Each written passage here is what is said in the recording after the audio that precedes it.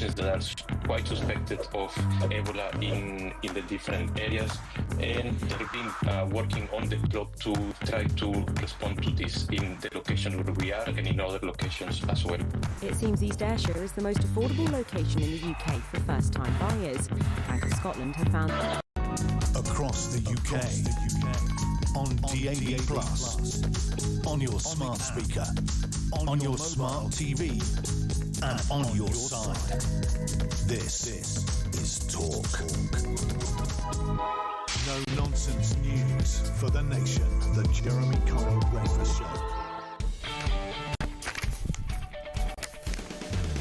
Well, a very, very good morning. The sun is out, the sky is blue, and we are going to be carefree. Well, almost carefree. A very good morning. Welcome to Talk Breakfast, the home of common sense, the home of the alarm clock. Brit just gone 6 o'clock. Don't know what you're doing, presumably, like me. A hard-working alarm clock, Brit. Whatever you're doing, we want to hear from you this morning. On the way to work, on the way back from the night shift, trying to cajole the house to get moving, you're queuing up for the bathroom, whatever.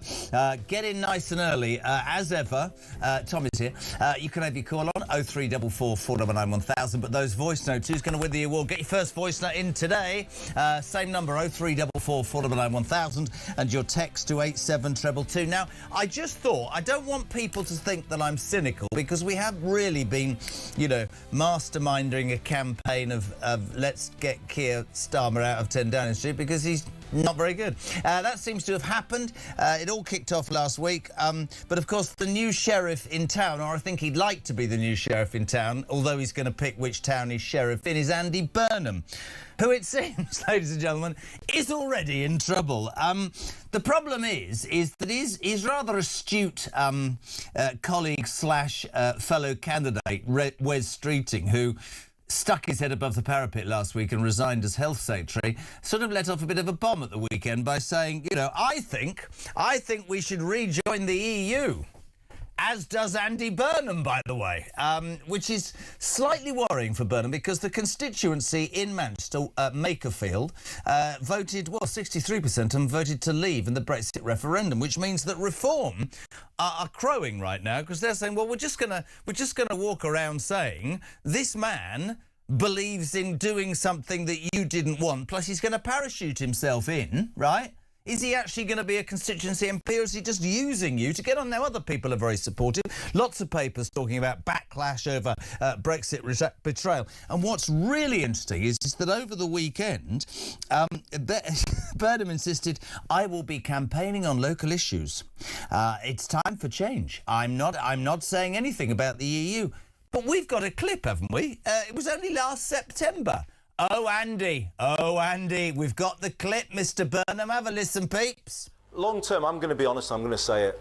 I want to rejoin. I hope in my lifetime I see this country rejoin the European Union. I'm absolutely clear about that. I believe in unions of all kinds. The union that is the UK, the European Union benefited this country. Trade unions, people prosper more when they're part of unions of countries or whatever. That's my belief, so I'm going to say it clearly. Countries prosper more if you're part of a union. Andy Burnham, who believes he can win Makerfield, get to Westminster and be our Prime Minister despite the fact that nobody's voted for him. So that was him saying last year he wanted to rejoin, and over the weekend, flip-flop time! Are you in favour of rejoining the European Union? I've said in the long term there is a case for that, but I'm not advocating that in this by-election. In fact, what I am saying is focus now domestically. Britain has got to focus very much on the here and now and the issues that are affecting people. At the risk of anybody who's listening to this programme thinking I'm being cynical, the reason that it's important that we do this is because when you in politics say one thing and it's on record, it comes back to bite you on the backside. So, Burnham, the question is this. Are you using Makerfield just to get into Parliament and don't care about local issues? Do you want to rejoin the EU or not? Or are you just pretending to pull the wool over people's eyes? I think we have a right to know, don't we? 0344 499 1000. He's also being slaughtered this morning. He's been dubbed Air Miles Andy. No comparisons meant. The Manchester's man of the people. enjoyed 9 globe-trotting joints, or even, I can't even say that, globe-trotting jaunts. Did I say joints? 35 grand or 53 grand. All going on this morning, and who better to share it with than a man who puts the alarm in Alarm Clock Britain when his goes off and he's not pretending to be sick. Charlie Rowley, good morning, love. Well, if the cars appear as well, which that could have been the issue this morning. Why? Getting into the car. I think the driver cancelled this morning, but coming to the rescue was Christian and the team to make sure that we're all here alive and well to take on this story that's going to dominate the next 6 weeks, I'd imagine. So here's what I want to ask from you. You've done this before. Andy Burnham sort of said, I said this last week, the self-styled king of the north, the man of the people, seems to be the person that Labour is fixated on, right? Let's firstly talk about the constituency of Makerfield. I know it very well, right? 63%. I spent 15 years of my life in Manchester. 63% of that constituency voted to leave the European Union / in the local elections, there were 11 or 12 wards, I think, Reform, pro-Brexit, they've been very honest about that, won every single seat. This isn't a shoo-in that he and his commie mates would like to think, is it? No, and I think if there was an alternative seat that Andy Burnham could have, got somebody else to resign from, if he could have convinced another Labour MP in the area to stand down, he probably would have had his eyes on that one. But, Makerfield, he's tried to say, oh, I've got family connections there. He might have grown up there at some point, having obviously left that constituency. You mean he played in a playground there? He didn't get brought up there at all. But can we... Sorry to jump in. The other thing that I didn't realise and remembered from last week was that the incumbent MP, Josh Simmons, who's apparently done the magnanimous thing for the right of the country, he was sacked 6 weeks ago for being part of a think tank group, Labour Together, that put Starmer in but got accused of spying on journalists or some dodgy thing, wasn't it? Yeah, I think so. I mean, I'm not entirely sure what the because the Labour Together group is, or there was some controversy. He was a Starmer fan who was then sent to the back benches. So you ask yourself, hold on a minute, what about the people of Makerfield? And let me just say, I've not got any skin in this game. Whatever they decide, they decide. But there are a lot of people suddenly going, sorry, mate, hold on a minute. You're talking about being Prime Minister, you're not even an MP. You're going to come to our constituency because you think it's a shoo-in, and you're actually pretending that you don't advocate something that majority of us disagree with. And that's exactly the point there. It's what do the people of Makerfield deserve? Who do they want as and should have as a representative? Because they voted for Brexit over a decade ago, or coming up to a decade ago. That vote, that EU referendum took place 2016. So the by-election will be around about the same time, if it is on the 18th of June. They reckon it's going to be the 18th of June. Which will be almost 10 years after the actual referendum voting to leave the EU. And these people voted to leave for many different reasons, but the majority, I would argue, like many people in the country, voted to leave because they could see that Westminster wasn't working for them. These are communities that have felt for far too long that they've been left behind, that too much money, too many powers went to Brussels, having a say over the lives of the people of Makerfield and all over the country without the actual democratic scrutiny, being able to hold the government and Westminster to account, but without getting the money and the investment and the opportunities that the people of Makerfield deserve. And the two clips that you've just played should be, it doesn't just have to be reforms. I mean, obviously Reform, I'm sure, will go with that because it's the obvious one for them because they've been pro-Brexit more than most. But any opposition party can just play those two clips of Andy Burnham and say, do you really believe this man has your best interests at heart? I think that's a big question for the people of Makerfield to make. Bill and Romsey, good morning, gang. When are the likes of Josh Simmons, MP, and Andy Burnham, Mayor of Manchester, realise that they are there to serve the people, not the people are there to serve their own interests? Burnham is only interested in being the Prime Minister. He's using that constituency guy. Burnham talks of the changes he wants to make as a PM, but he's not even a bloody MP yet. Sean's in Gloucester. I'm still absolutely convinced that Keith Starling will call an election out of spite now that he's being challenged, especially if he thinks he won't win. If he does win the leadership challenge, he will be even more deranged and dangerous. I have to say, Sean, he cannot win I don't believe he can win the leadership campaign. I saw Harry Cole last night on Sky. I think he is, for want of a much better phrase, a dead man walking. He has no power. It's not when. It's when, it's not if, and that's where they're coming in already. 0344 499 1000. Andy, good morning. Morning, Jezza. It's Andy from Birmingham. Just come back from 10 lovely days in Lanzarote, not paid by the taxpayer like Mr. Burnham. But, oh my God, I'm off down the motorway down to your place, round out Windsor today, so... But you think to yourself, something might have changed by the time I come back, but obviously it's an absolute Labour show, if you don't mind. I can't say the word. How long do we have to put up with this? This government isn't working, it's stagnant. Oh, God. What we're going to do, mate. Anyway, have a great day. Ta-ra. Thanks, Pello. 344 499 1000. Those are for your voice notes or your calls. Here's the interesting thing. So it's all you were a special advisor, and it's all about optics, right? So Andy Burnham yesterday, and I'm going to play this, says he's standing on a call for change ticket, failing to back Starmer. That's not difficult. Watch this. Straight question: do you have confidence in Keir Starmer as Prime Minister? I've always worked with him, and I do have, confidence in him as a person, and actually him as Prime Minister. Do you have confidence in him as Prime Minister? What he has done. I think the thing I would say is some of the good things the government has done has not, come through in terms of, people's awareness of the big changes, rail renationalisation. And why is that, do you think? I don't know. It's a hard thing, isn't it, being in politics, getting your message over. Perhaps it's the sense that there isn't a really clear forward story for Britain and where it's going, and that I think is what we've got to really kind of pull forward now. Do you want Sir Keir Starmer, the Prime Minister, to come and campaign with you? I want the support of any Labour colleague in the country if they want, if they're on board with. Will he be inviting you up to help you campaign? Let me put it this way. I mean, it's not a traditional by-election campaign. I'm saying different things to a degree in terms of what the government has been saying. If people are glad that I'm breaking this open and want to come and join the campaign, then but I'm not saying everybody must come and join the campaign, because it is a different campaign. So you're not standing on Keir Starmer's record, and therefore it'd be kind of odd for him to come and campaign with you? Well, I'm standing on a call for change, aren't I? I think we need to change Labour to some degree so we can change politics, change the country. Charlie, this is me at my most serious for a minute, and I'm not... Some people listening to this don't like my opinions. I hadn't seen that. I don't know. That's not very impressive. Well, growing up, politicians were quite good at talking. That's not... Sorry, I haven't watched that and gone, geez, there's a man in waiting.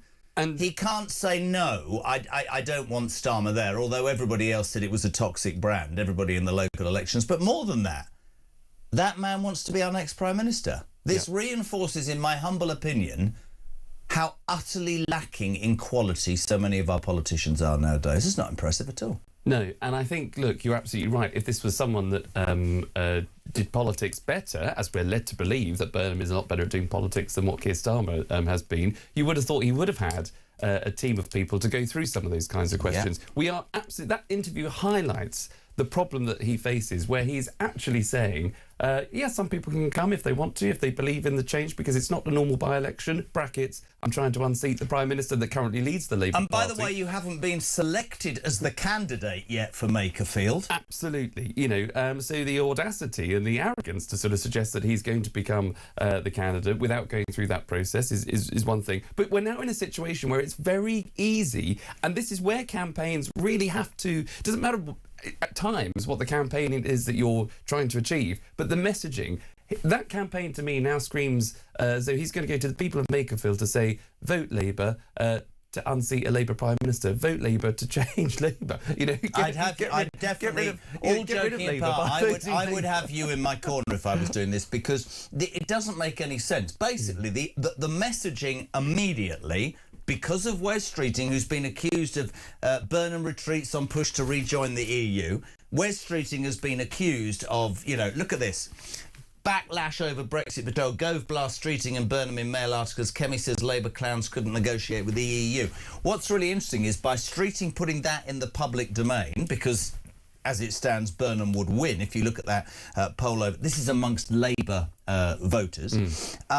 he's now on the back foot and he can go now. See, at that moment in that interview, and this is a really interesting one from Anne, she says, I have to say, Jeremy, that neither Burnham or Streeting are showing any signs of intelligence. She said, basically, you come out and you go, well, I'll tell you what's wrong when I'm calling for change. We shouldn't have taken away pensioners' £300 winter payment. We should target the boats. We should do something about illegal immigration. We should encourage growth and make business work. But all he says is, well, I'm calling for change in campaign.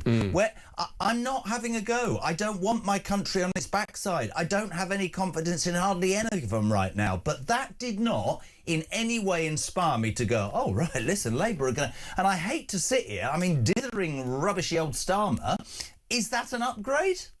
Is that an upgrade in your mind? It doesn't look like it, does it? It doesn't look like it. I mean, he's done more interviews. He's had more, you would have thought, media time to get the messaging right. But he clearly is on the back foot. I think where's probably Andy probably thought that this was going to be a lot easier. A shoe-in. And he's obviously now going to come under immense scrutiny, rightly so, because as he says... Of course he's going to come under scrutiny. The one thing because he wants to be Prime Minister without the electorate having a say in it. Exactly.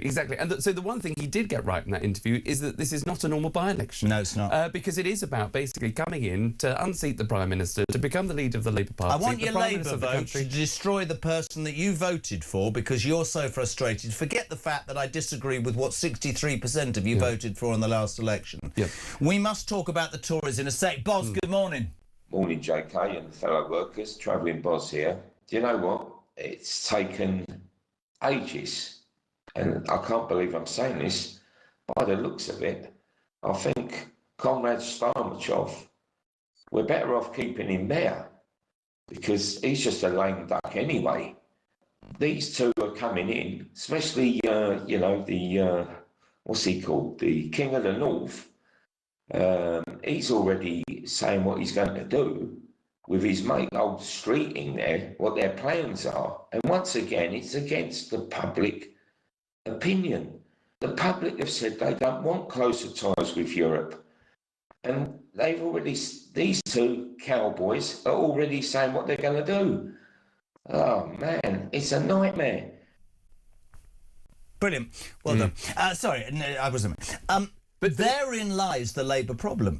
And if you step back from it and you think, when Starmer was starting to talk about forging closer links, we all knew that that was to placate a certain part of his party. I said it repeatedly, that the whole thing about his premiership has been, I'm trying to please this person by that person, robbing Peter Paper, whatever it is. Burnham already is stuck in the mire because he can't come out and say what he genuinely believes, no conviction. I'm going to say what I need to say to get elected. Let me just bring you on to this. This is really interesting because when we talk about Makerfield, we have to talk about who's going to stand, right? This is from Bill. He said, I reckon Reform's candidate should be that bloke who stood last time, a good local candidate. Then it would be Burnham, that is the unwanted guy who's been parachuted in for his own selfish reasons. It shows no respect for voters. Stay above it, go local. And whatever the outcome, Reform can take the moral high ground and exploit what I believe to be Labour's cynical approach. Let's talk about Jacob Rees-Mogg. Over the weekend, he broke cover and said that the Tory party should step aside for Reform so that this is a straight fight between the right and the left. Thoughts on that, Bud? I would agree. It's not going to happen. And no, it's not going to happen. I mean, Kemi Badenoch's already said that, she wants to have a Tory candidate on the ballot. She thinks that everybody who is entitled and wants to vote Conservative should be able to do so. And she's trying to, at an opportunity, which is a by-election, I think demonstrate the differences that the Tory party still has with Reform, whether it's about the two-child benefit cap or any other policies. That's what she will be willing to put forward. And that is understandable. And I sympathise with that because I do actually think that people should have an opportunity to vote for a whole range of candidates at any given time. But the politics of this is so different. This is not a normal by-election.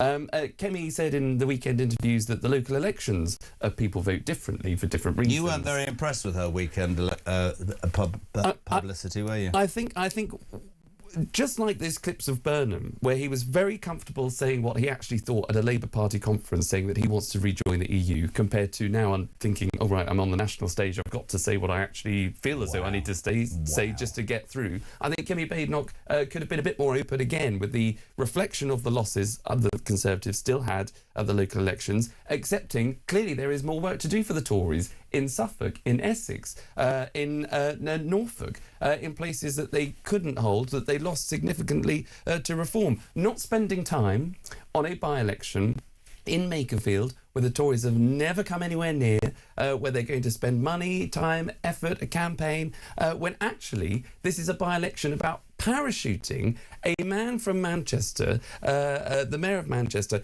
into a inverted commas safe seat, because it's obviously not safe, to become Prime Minister of this country, to do untold damage to this country. It's in my political body and bones and blood to stop that from happening.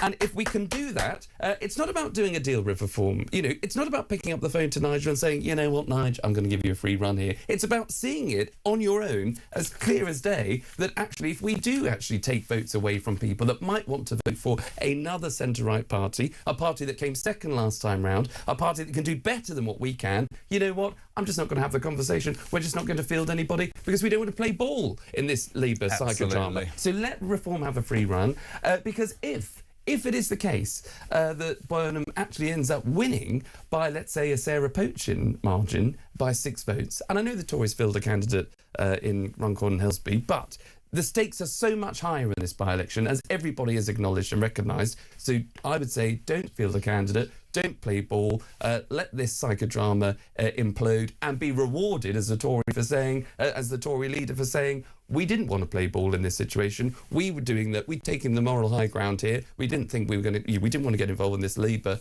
circus, and we did the moral thing.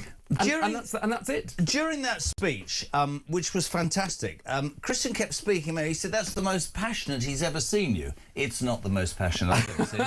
But he halfway through went, "Who the bloody hell's the presenter?" I completely agree with everything you're saying. And this isn't us, by the way, Pete, being pro-reform, but it is absolutely a seminal moment. If this guy thinks he can walk into a constituency simply to take on the Prime Minister, and by the way, there's a whole debate afterwards, if he does manage this, there's a whole debate about should a government be... I mean, presumably, and this is really important, if he and Streeting are pro the EU rejoining it, that wasn't in the manifesto, so how can you have a mandate? The other thing, very quickly, is Rayner. Fascinating, this. Last week, of course, before we finished the show on Thursday, she'd been exonerated / let off by HMRC, or as she says, HMRC. Hate that. A few questions on that. But I've noticed how quiet she is, because here's the thing. I don't believe that she's lost any ambition. If Burnham doesn't win this seat and falls as flat as whatever, trust me, it will be Rayner, absolutely Rayner, who takes Burnham on. It's very exciting. Do you know what I'm going to try and do? Sorry, Christian, I'm going to announce it. I'm going to try and convince the bosses to send us to Makerfield for the day of the result. We'll do the show live from there, even if I have to pay for it. 0344 499 1000. Andy, good morning. Morning, Jesse. Andy from Hull. Can you imagine yourself rocking up to the studio on a Monday morning and then deciding, no, I'm not going to go on air. We're all going to go in the back with the team, and we're all going to argue about who's doing what job today and who's the best and who's the worst and who should be in charge and who shouldn't. You just decided you're not doing it today. But that's what the Labour Party are doing, isn't it, right now? They can't be doing anything constructive or productive while all this mellow psychodrama is going on. It's crazy. They need to just be out, get out. They just need to get out. The Jeremy Kyle Breakfast Show. Switched on morning radio on Talk.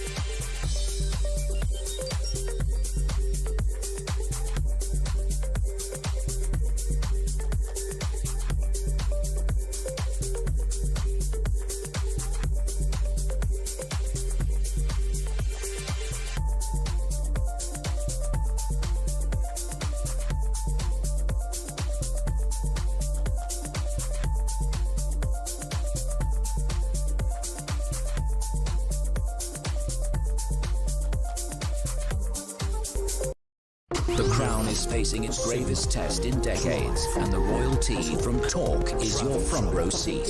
With royal reputations under pressure and probing questions about public trust, we unpack every twist and revelation with the biggest names in the business. From the throne room at Buckingham Palace to a mansion in Montecito, we follow every royal ripple.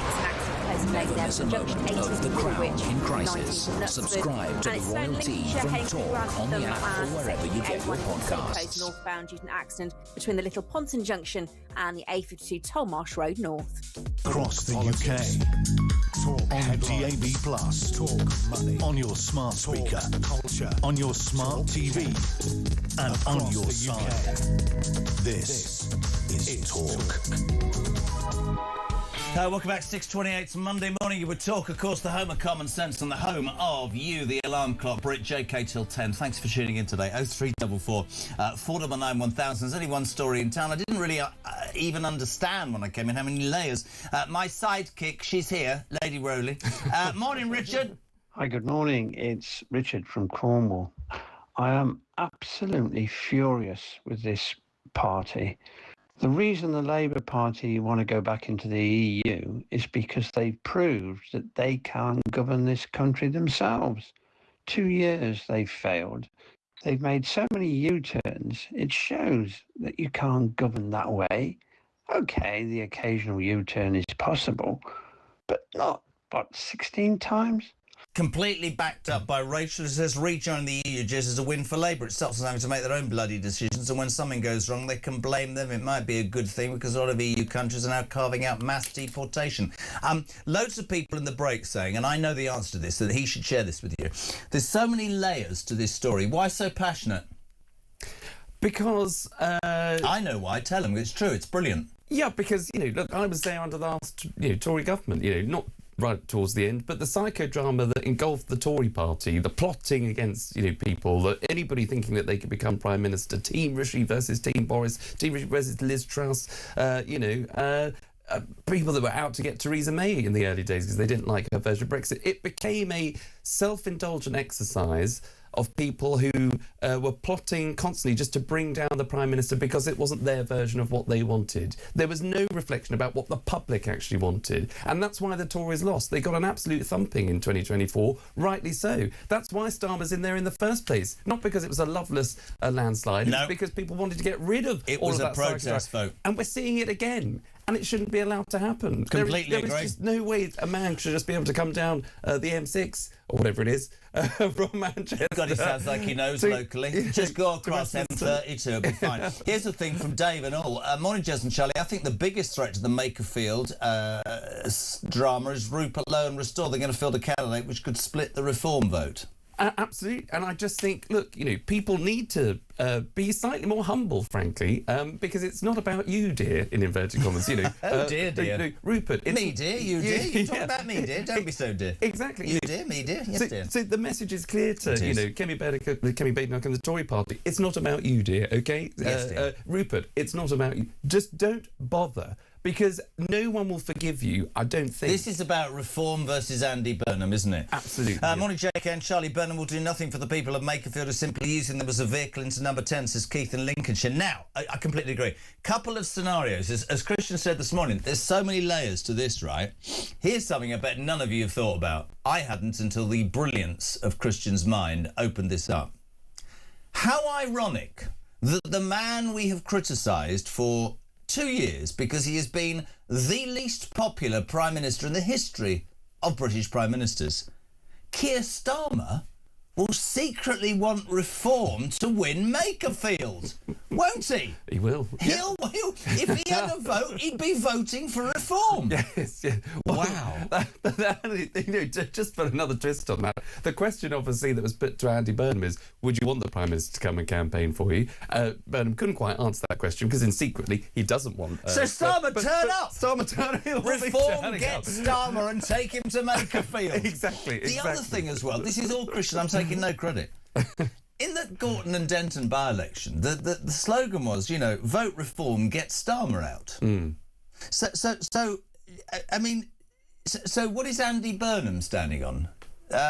Vote Labour, get Starmer out. Get Starmer out, yeah. I mean, it's extraordinary. It is. And there are so many... Christian's right, there's so many layers to this. Yeah. So many layers. And that's why I think, look, you know, everybody was slightly... Are you going to come with me if we go and do the show from there in the morning? Well, if there's an invitation there, I'm sure certainly. I'll accept. I'd be delighted to, because it will be fascinating. Yeah, you're absolutely right. Morning, gentlemen. You would think that after 14 years in opposition, the Labour Party would have managed at least a half term with some credibility. Sadly, in less than 2 years, they've turned the UK into an absolute joke. How is going further to the left going to revive us when already 1 in 6 of anybody who's made anything has left for elsewhere? Which is a great point, Keith, in Nottingham. Morning, Jez, and the wonderful Charlie.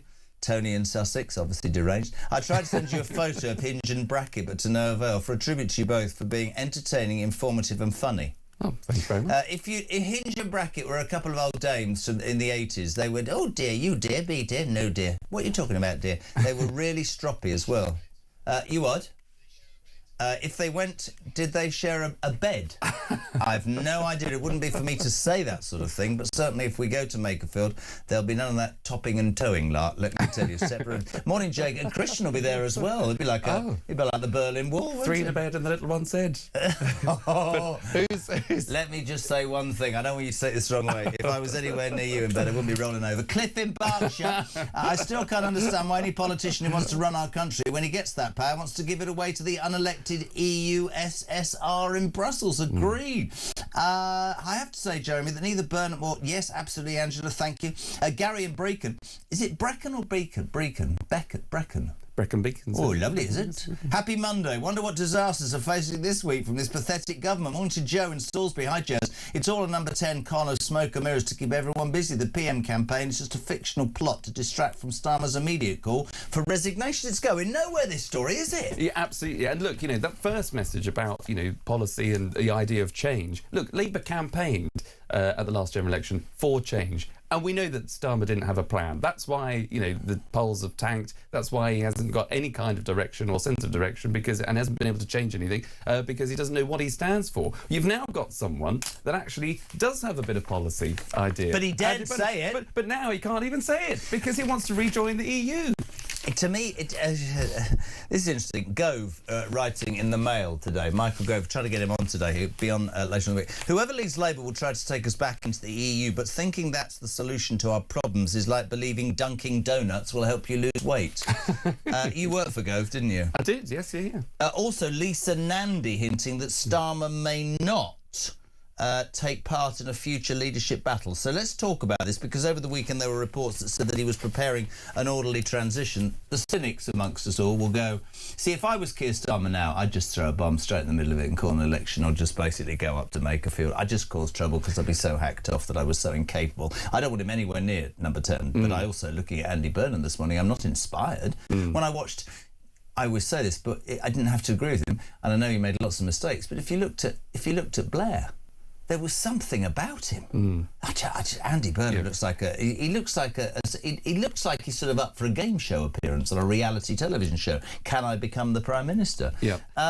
Nandy, Starmer, does he stand or what? Well, look, if Burnham doesn't win this by-election, then it's blown open, because people are... It's what? It's blown open. Oh, in terms people are expecting him to win. Well, in that they certainly were in the Labour Party. I think they now woken up this morning and over the weekend thinking, oh my God, actually, this plan... Be careful what you wish for. Exactly, completely unravel. And I think if you are Starmer, first of all, I think you would go and campaign because everybody has just got to be very clear in their messaging now and just be upfront about it. Starmer would go, or should go, to Makerfield and say, I want the best players on the pitch. Andy could be a great player in my team. He wants change just as much as I do. We've worked very well together. We can continue to work well together. Right? That's the line, whether people will take it or not. But this, tiptoeing around whether, Burnham wants him to turn up or not, whether Starmer will turn up or not because he's a bit offended that Burnham actually just wants his job, doesn't matter. You turn up, you show up, you put on the show. What comes at the end of it, even if it's a Reform victory, which then, if it is a Reform victory, means that the Prime Minister, and I think a lot of people might think, right, well, we haven't got the King of the North who we thought was coming over the river.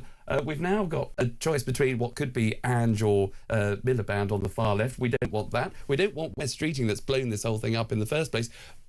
Better the devil you know. Completely agree. And talking about Ange, I said this to you off air. I think this is really interesting. Apparently she was sounded out by Number 10 about replacing Wes Streeting as health secretary. Yes, the vape smoking, wicked drinking Angela Rayner, but made clear she wasn't interested. It's really interesting for me because although she got cleared, she's been quite quiet. I know Miliband has as well. Her ambition, everybody knows her ambition. She doesn't need to play her hand right now because if Burnham gets in, I'm sure she'll get a role. If he doesn't win that by-election, right, she's the #1 candidate, I would have thought, to take on the right and Wes Streeting, isn't she? Yeah, absolutely. So she's playing it as cool as she can. Absolutely, yeah. There was no point taking a position, particularly as health secretary, which is quite important and probably one that requires a bit more detail than maybe what Angela could be. She's a great communicator, but I wouldn't necessarily have Are you saying she's lacking in detail? I wouldn't have her, trotted out in the morning round to talk about, the numbers of, percentages of, cardiovascular, operations that might have taken place versus cancer treatments versus, I can't see her getting that right. Yes, yeah. It was going well, and then I had a vape and a bit of brekkie, and I'll be back later. No one play to your strengths, and I think she can be a great communicator for the Labour Party. She might have a better vision than Starmer, and she might have the opportunity to set that vision out, as you say, if Burnham falls short at this by-election. Really interesting. Sam in Barnsley, you're not like Hinge and Brackett, more like Les Dawson and Roy Barraclough over the garden fence. Do you remember where they... Oh, I'm still too young. Can we get a picture of Hinge and Brackett up, please? Because I do want him to see that. Mark in Croydon says, Jez, to quote the great unwashed, who's the great... What does that mean? Not my king when in talking about this fool Burnham. There's a lot of people. Nathan in Perth. Oi, you two, you're not like Hinge and Brackett, more like Dame Edna and Madge. Right, hold on a minute. Madge with the badge. West Ham playing at the Valley next season. You can do one. I'm not talking about West Ham. So, Dame Edna. Do you know Dame Edna? And do you remember Madge? She just stood at the side. Madge, where's the badge? Yes. Yep. I've got a feeling they think I'm Madge and you're Dame Edna. Certainly look better dressed than I've ever looked. I'm a Reform voter, but this time I don't care who gets Makerfield as long as it's not Burnham or the Green Party, says Peter. Well, I would presume you would hope it's Reform. John's in Scunthorpe. I agree with Charlie. The Tories should stand aside for the good of the country. However, I worry that Rupert Lowe is determined to split the vote with a restored candidate just to get one over on Farage, and that could open the door to Burnham. Interesting. Pete says the EU would welcome us back with open arms because they are running out of money and have a worse economy than us. Do you think that Rupert Lowe would stand back or not? He says no.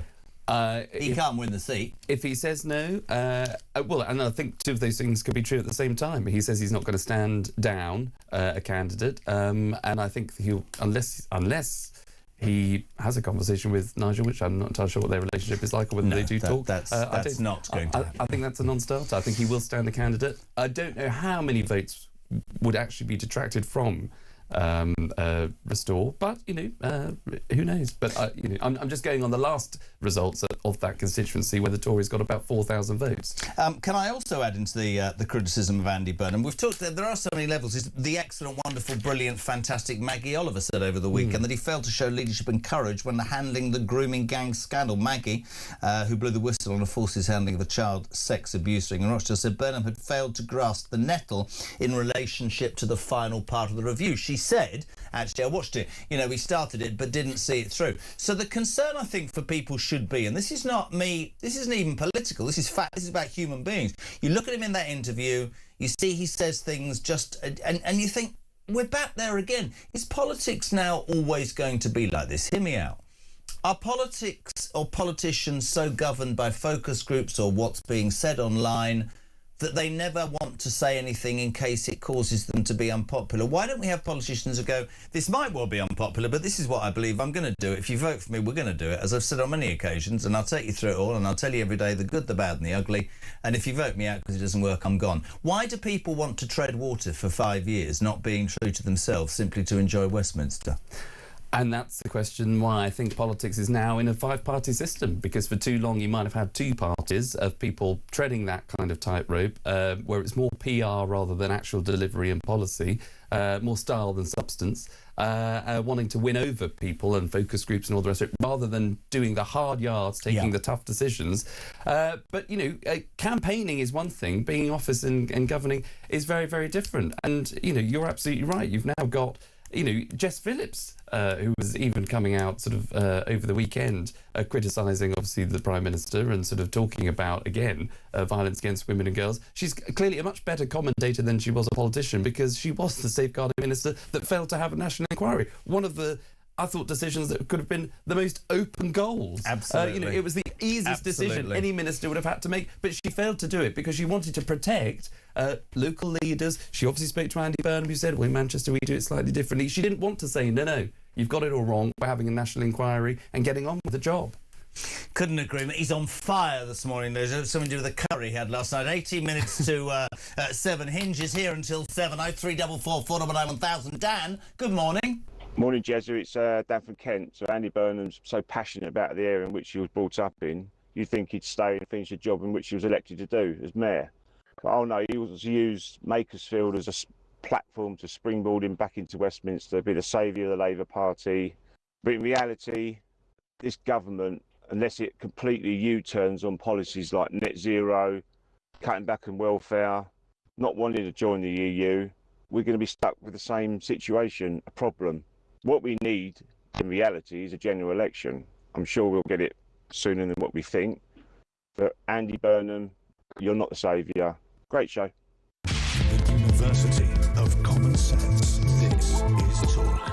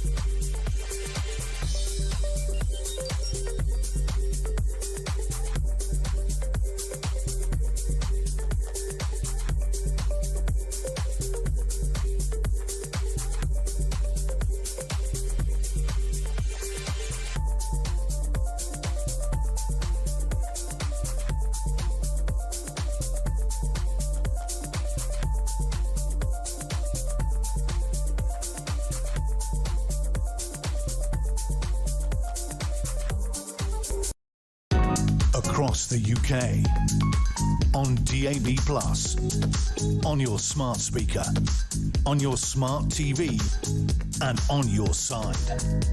This is Talk. Off the beat. Welcome back. 6:45. We're live across the United Kingdom. Mr. Jeremy Kyle on Talk Breakfast. Thanks for tuning in, because when you do, it gives us so much more time to work out what's coming next. 0344 499 1000. Charlie Rowley is here, and we're joined now. This is fantastic. Sophie Ellsworth, News Cause Australia Europe correspondent. That's a nice old thing, mate, isn't it? It's a bit of a mouthful, isn't it, Jeremy? What I love about Australians is that they're actually far more direct than we are. And you, bless your heart, and this is delighted to have you in. You went to the... there were 2 marches in London on Saturday. There was the Unite March, uniting the UK, and all that was said about that was it's going to be far right, it's going to be dangerous, it's not going to be peaceful, these people are all thugs. And there was a Palestinian march as well? Correct. You were there. Less people, I believe, than were expected. Is that right? That's right. They're saying there was far less people. But look, Jeremy, to me, the most important thing at these protests, no matter how many people, is talking to the punters on the ground. And that's what I did. I got out in the crowd and spoke to punters.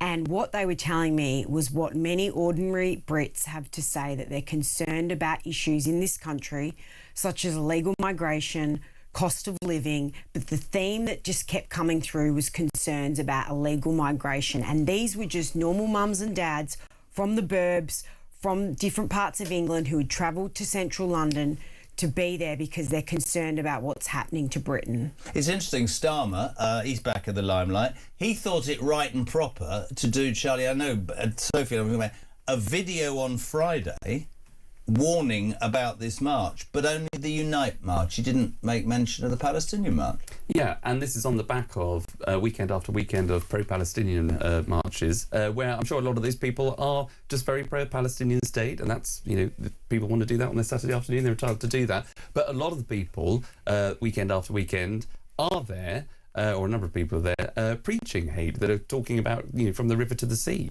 that are clearly demonstrating anti-Semitic views. So, you know, that causes, at a time where there is anti-Semitism on the rise, when we've seen those attacks taking place, whether it's against ambulances, whether it's that stabbing of that chap the other day, whether it's attacks on synagogues, you know, that is the focus, that the government should be gripping anti-Semitism. And so you should be calling that out just as much as you are trying to warn people off about a particular protest, a one-off event that happens, I think, now once a year. It's really interesting that we have a Prime Minister not for long, that it's always the one side. After the Southport riots, you know, it suited the rhetoric to say these are all far-right people, and suddenly we had 6,000 police on the streets, and suddenly you could arrest them and they could go through courts that were supposed to be full and be put in prison. And by the way, can I just say, I've absolutely no time for the far right, but we should also talk about the far left. We should talk about people talking about, you know, all the terrible, terrible things. You spoke to Holly Valance. I did, Jeremy. I spoke to Holly. I've interviewed her. She's great. She is good. She's really interesting to talk to, particularly for our listeners and viewers back in Australia, because she's obviously Australian-born, has been in Britain decades now. She's probably more British than Australian, really. But she was there saying she's concerned about issues going on here, including illegal migration. She said some really interesting things, Jeremy. She said, don't be embarrassed to stand up for your country. Respect the culture. Respect the flag. Don't be embarrassed to fly the flag.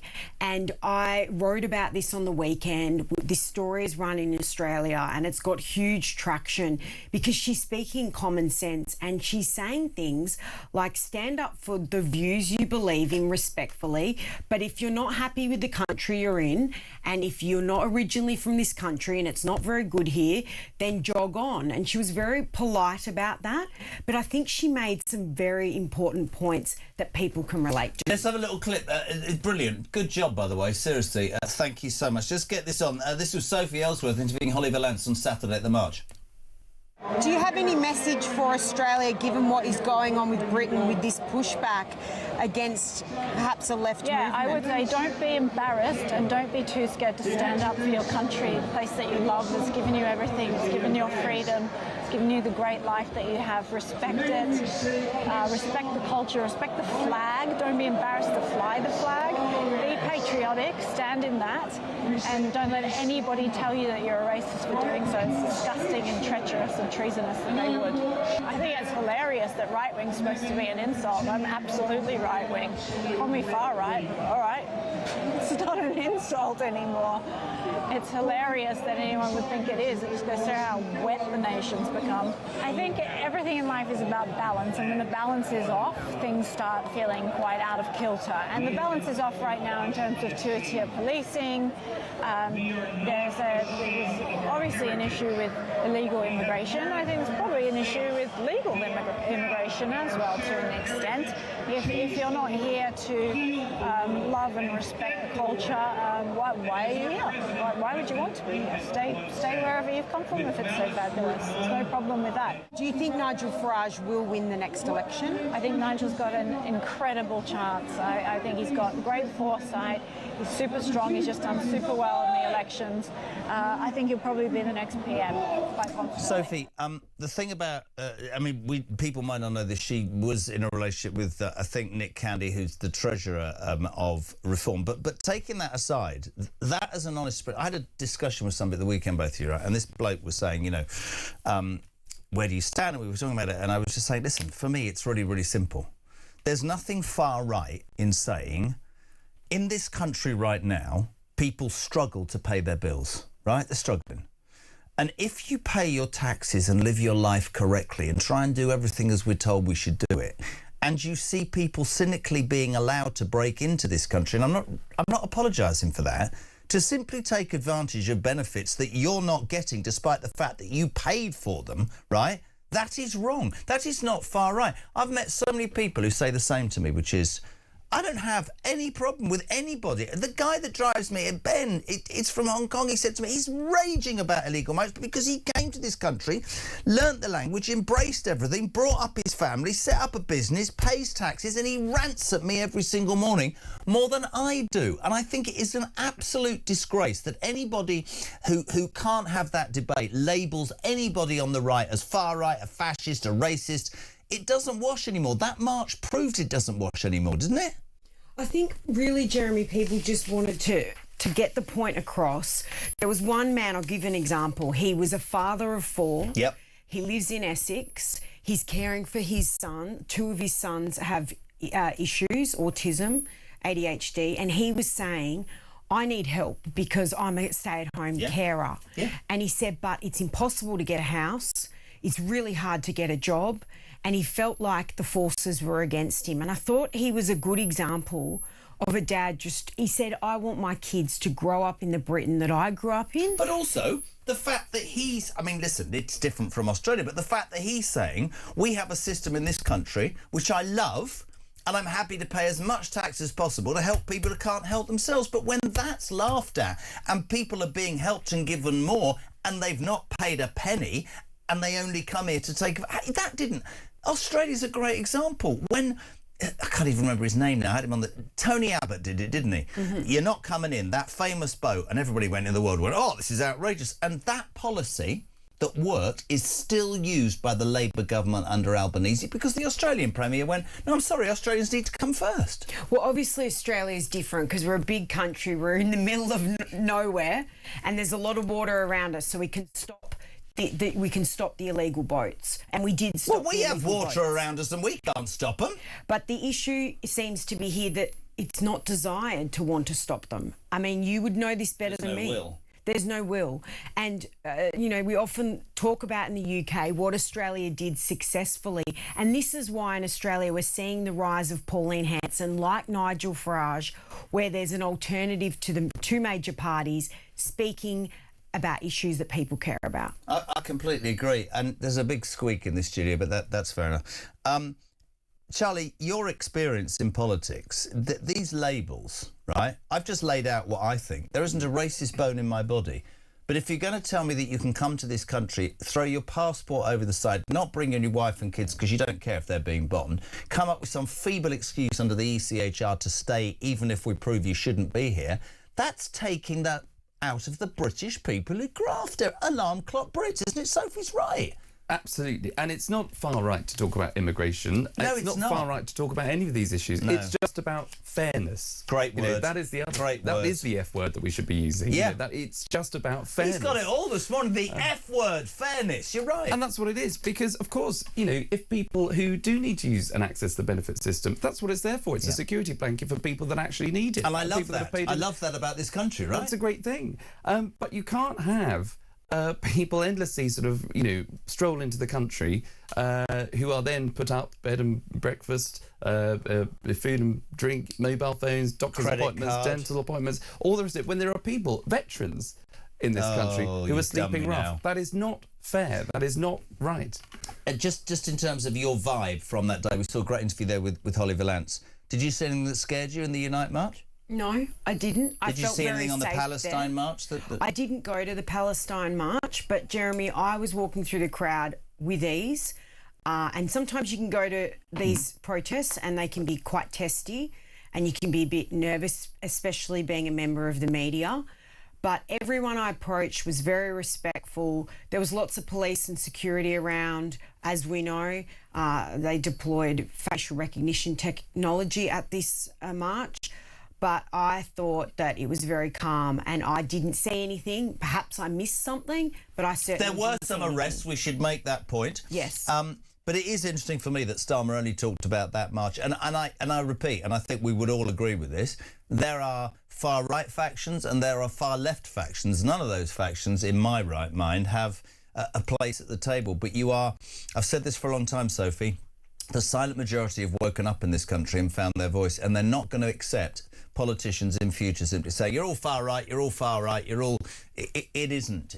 I'm so glad we got you in because that guy about, you know, I've got 4 kids too, have autism, and I'm on my own and I want some help. I'm happy to work 24 hours a day to pay tax for him to get help, but I am not prepared to work all day to pay tax for somebody to come to this country illegally and laugh in my face.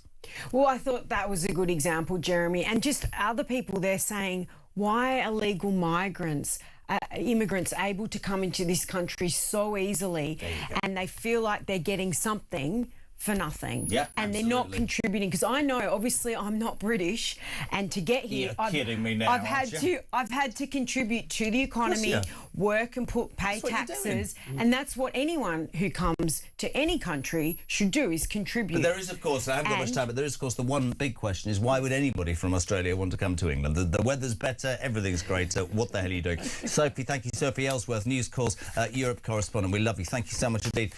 Rhoda, you can't go. Well, I'm holding you over. Oh, are you? Well, yes. News at 7 and more from Charlie Roddy and Simon Danchuk on Breakfast on Talk next.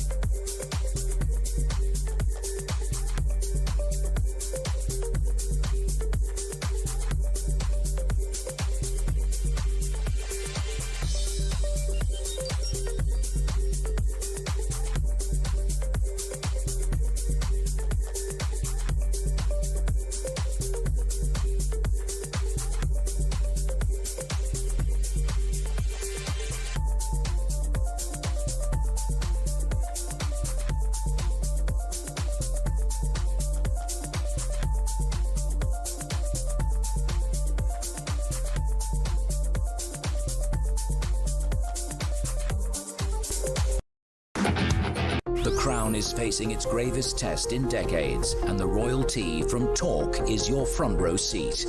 With royal reputations under pressure and probing questions about public trust, we unpack every twist and revelation with the biggest names in the business. From the throne room at Buckingham Palace to a mansion in Montecito, we follow every royal ripple. Never miss a moment of The Crown in crisis. Subscribe to the Royal Tea from Talk on the app or wherever you get your podcasts.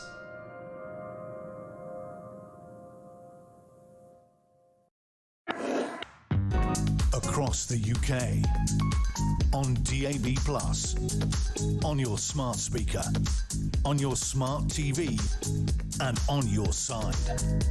This is Talk.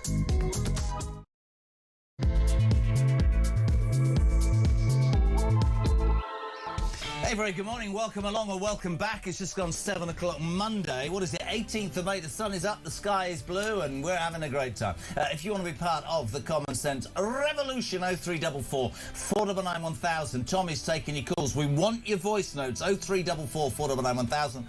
Text to 87222. What's the main news story? There's only one news story. Andy Burnham, the man, the self-anointed. I'm the king of the north. I'm coming for you, Starmer. I'm going to be your prime minister, seems to already be in trouble because Wes Streeting, who last week resigned as health secretary and has made no secret of his leadership ambitions, has basically said, I think we should in fact, I'm telling you now, if I'm elected, we're going to rejoin the EU. To which Burnham's gone,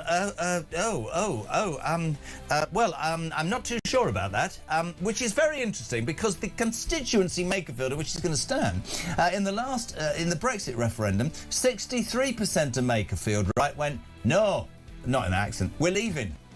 Pro-leave, pro-leave, pro-leave. So that's one problem for Burnham. And, of course, the other problem is that the people are just saying, so you're just going to come to our constituency, right, and just parachute in and get... You don't give a toss about us. You just want to be Prime Minister. Anyway, let's go back to the EU, because last September, our Andy was quite sure we should rejoin the EU, weren't you, Andy?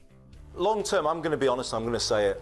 I want to rejoin in. I hope in my lifetime I see this country rejoin the European Union. I'm absolutely clear about that. I believe in unions of all kinds. The union that is the UK, the European Union benefited this country. Trade unions, people prosper more when they're part of unions of countries or whatever. That's my belief, so I'm going to say it clearly. Charlie Rudd is still with me. That was September. But then when Wes Streeting said, I think we have to leave the EU because Wes doesn't need to win Makerfield, but of course Burnham does to be able to come to Westminster and become Prime Minister. He sort of flip-flopped at the weekend. Seeing any sort of similarities between him and Stalin, are you? This was him at the weekend. Are you in favour of rejoining the European Union?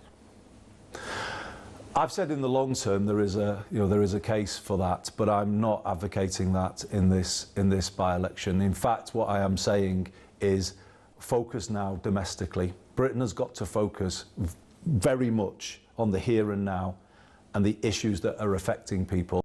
Lady Rowley, we are joined by the legend that is Simon Danshee, former Labour MP and now Reform man. Simon, he's already in the mire, isn't he?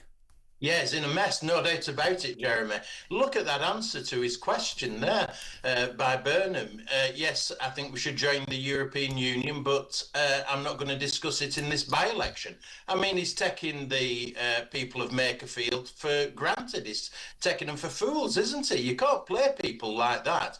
And, you know, the residents of Makerfield are smart enough and sophisticated enough to see through Andy Burnham. I think they'll give him a bloody nose. They won't be happy about issues like this. Yeah, I really do. Charlie, you think this is I mean, this is not, by the way, can I just say, this isn't some sort of sabotage job. We try and report stuff. I've made no secret of the fact that I think that Keir Starmer was out of his depth with no plan, and just 2 years after an unbelievable majority has been found out, right? And as Harry Cole said last night, I was watching Harry Cole last night, he just said he's only there in name now. He can't do anything because his backbenchers control.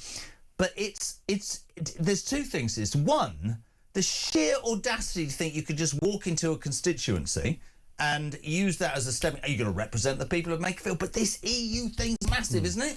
Absolutely. And look, you know, let's stick to the facts if people want to have a pop, because Andy Burnham very clearly said in that clip, let me be honest, I want to rejoin the EU in my lifetime. You know, he believes in all kinds of unions, whether it's the Union of the United Kingdom or the European Union. He said, let me be honest. Well, that was honest Andy then. And then the second clip that you showed was him obfuscating, obviously knowing that the constituency that he's about to be parachuted into to represent the country as Prime Minister, as he sees it, not the people of Makerfield. He doesn't care about Makerfield. He doesn't care about the bins, I love this. My potholes, children have been in the area. Well, they went to a park there or something. Yeah, my kids have been in Manchester as well. He's doing it to become Prime Minister. He's asking the people of Makerfield to say, elect me so I can just spend my time in Westminster and run the country rather than the constituency. And I agree. And all jump in, whatever. But Simon, Charlie made a great point in the first hour, right? Which is he's basic. I mean, I don't know if he was asked in an interview. I won't bore you all now, but he was asked in an interview, do you want Starmer to come and campaign? And he went, well, anybody's welcome to come and campaign. But hold on a second. You're standing and asking Labour voters who voted Starmer to vote for you to get rid of Starmer. Yeah, absolutely. And what we also know from the weekend papers, the Mail on Sunday ran a big piece saying that Starmer's effectively decided to go on his own terms. He's going to announce that he's going to depart, probably by September conference time. So there's no justification for voting for Burnham in Makerfield. And the bigger point there is, you know, Burnham's been saying, oh, well, yeah, I have strong connections to Makerfield. I'd love to be the Member of Parliament for Makerfield. He's been asking anybody and everybody to give the seat up right across the northwest. He doesn't care about Makerfield. He would have come back through any seat that had a chance of him winning. Well, let's also make the point. Is it Josh Simmons or Josh Simons? What is it, Simons or Simmons? Simons, I think. Right, hold on a second. He was one of, we were saying this last time, he was one of Starmer's main fans. I think he was, there's a sort of think tank, Labour Together. They're under investigation for spying on journalists, which is quite ironic, and he was thrown out 6 weeks ago. So he's got a chip, a bit of, I don't know, chip on his shoulder or whatever, but the whole thing is really fascinating. I mean, listen to this, you two. This is brilliant. Morning, Jez.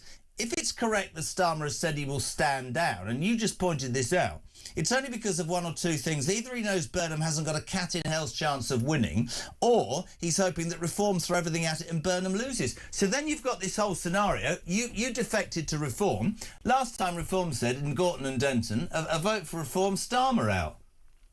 Yeah, now Andy Burnham's going to Makerfield and saying a vote for Labour is Starmer out. Reform have just got to keep the EU line, haven't they? Yeah, they do. They certainly do. I think that's a strong line on which they can campaign. And the only hesitancy from Starmer, and he's in a dilemma, isn't he? If he announces now that he's going to depart and then Burnham loses, that means Starmer could have had a chance of staying on. And if he delays his departure announcement, Starmer, until after Burnham wins the election, then it looks like he's being pushed out by Burnham. So Starmer's in a very difficult position. And as you pointed out, he's losing authority by the day. Starmer is yesterday's man. Nobody's even prepared to join his cabinet now. Angela Rayner's just decided to reject the offer of going in there as health secretary. That's interesting, isn't it? Totally. And look, and Simon's absolutely right. You know, it's hard to see how the Prime Minister can even recover, you know, in terms of... But he could still be. There is a narrow path, as we used to say in the Tory party when it comes to the last general election. You know, there is a narrow path in which you can see if Burnham loses this by-election, then it's up to Wes and Angela to trigger that leadership. Does Wes have the numbers? Well, there's the thing. Front page of the Times, Burnham's allies. It's brilliant. This is so good for this show.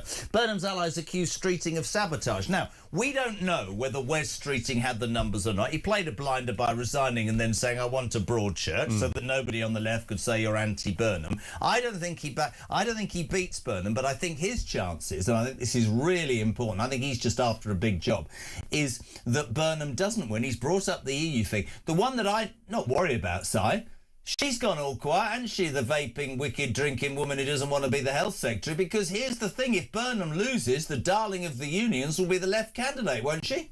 Yeah, absolutely right there. They are fighting like rats in a sack, and it's pretty unprecedented for Labour. I mean, the Conservatives are familiar with changing leader, but Labour aren't, so it's all relatively new. But you can see what's happening. When Wes Streeting resigned on Thursday, what did Angela Rayner do? She came out saying, oh, I've been cleared by HMRC. She was trying to douse down Streeting's resignation letter. Yeah. She was trying to take the agenda off Streeting. So they are literally fighting each other in front of our very eyes, and it's unedifying, I have to say, and it's no way to do government, because the bigger picture is the country is failing, the economy is failing, with more illegal immigrants coming into the country all the time, whilst Labour slug it out as to who should be Prime Minister. And Charlie was quite passionate, which we don't see very often because he's getting to that age, but he was really angry in the first hour, and you explained that as a Tory special advisor, and you get this, Si,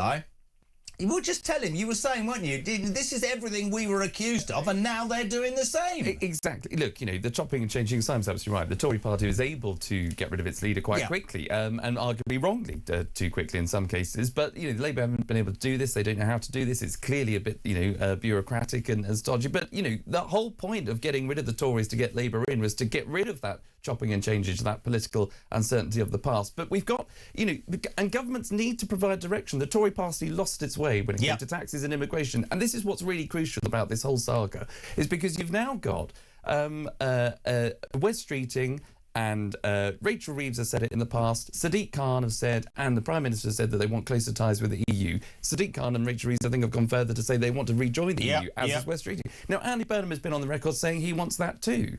Now, but is campaigning in this by-election for change. Well, what kind of change is the Labour Party going to deliver? Absolutely. Is it going to be the change for the communities, like Makerfield for the Better, outside of the EU, where more money goes into that community, where more opportunity goes to that community? Or is it taking the people back into the EU? This is a really legitimate and, you know, should be asked question time and time again of Burnham, and let's see how that goes. I must say to both of you, I want to play this to you, because I wasn't going to, but this was him yesterday being grilled. I don't know the guy's name from ITV, whoever he is, he did a fantastic job. If you watched this and you were an MP, I want to hear what you think, because I watched this and there wasn't any part of me that thought, yeah, there's a leader. This is Burnham, and all he's calling for is change. No details. Have a watch, have a listen. straight question, do you have confidence in Keir Starmer as Prime Minister?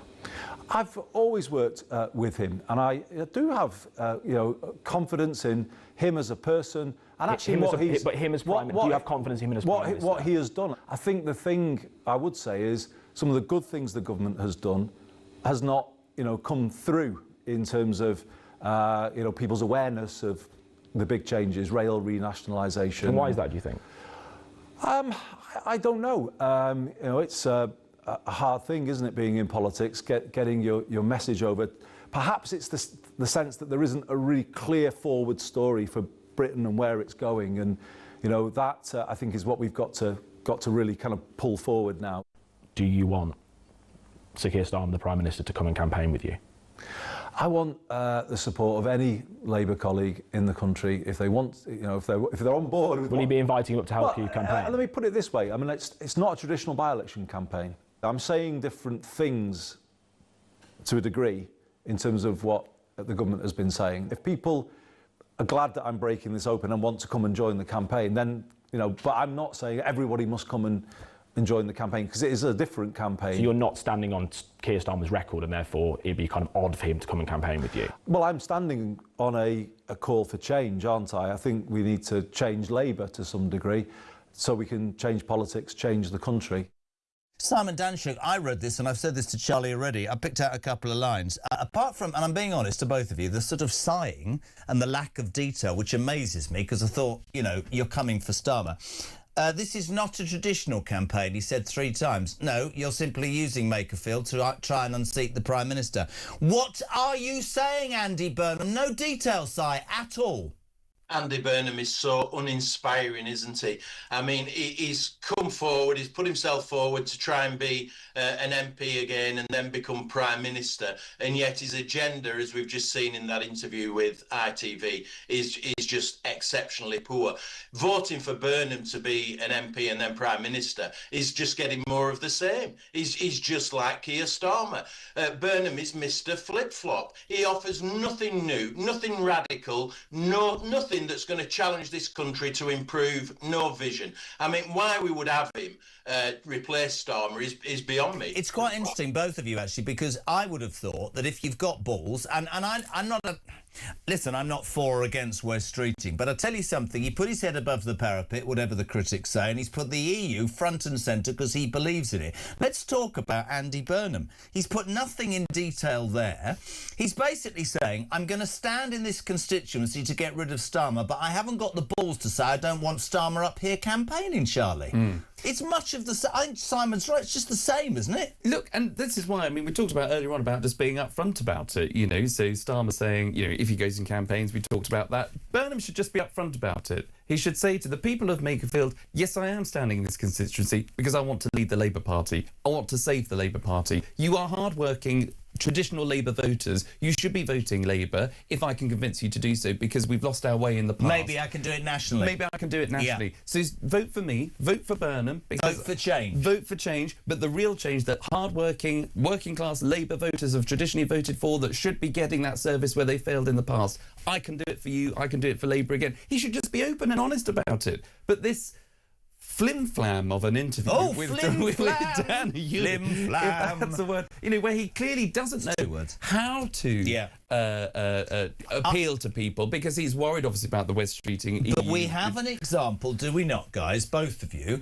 where we've got another politician who can't put any meat on the bone because they're absolutely petrified, or rather paralysed, by having to try and placate 47 segments of a party, Simon. Isn't that the point here? Yeah, it's exactly right. And Streeting has thrown a spanner in the works with this EU membership issue. And Burnham has been found wanting, hasn't he? And I'll tell you that the politician who's really been affected by it is Lisa Nandy, because she's a Wigan MP and she knows how this plays out in that local area, because she represents Wigan, and she's panicking over Streeting's intervention because she knows it'll affect her pal Burnham.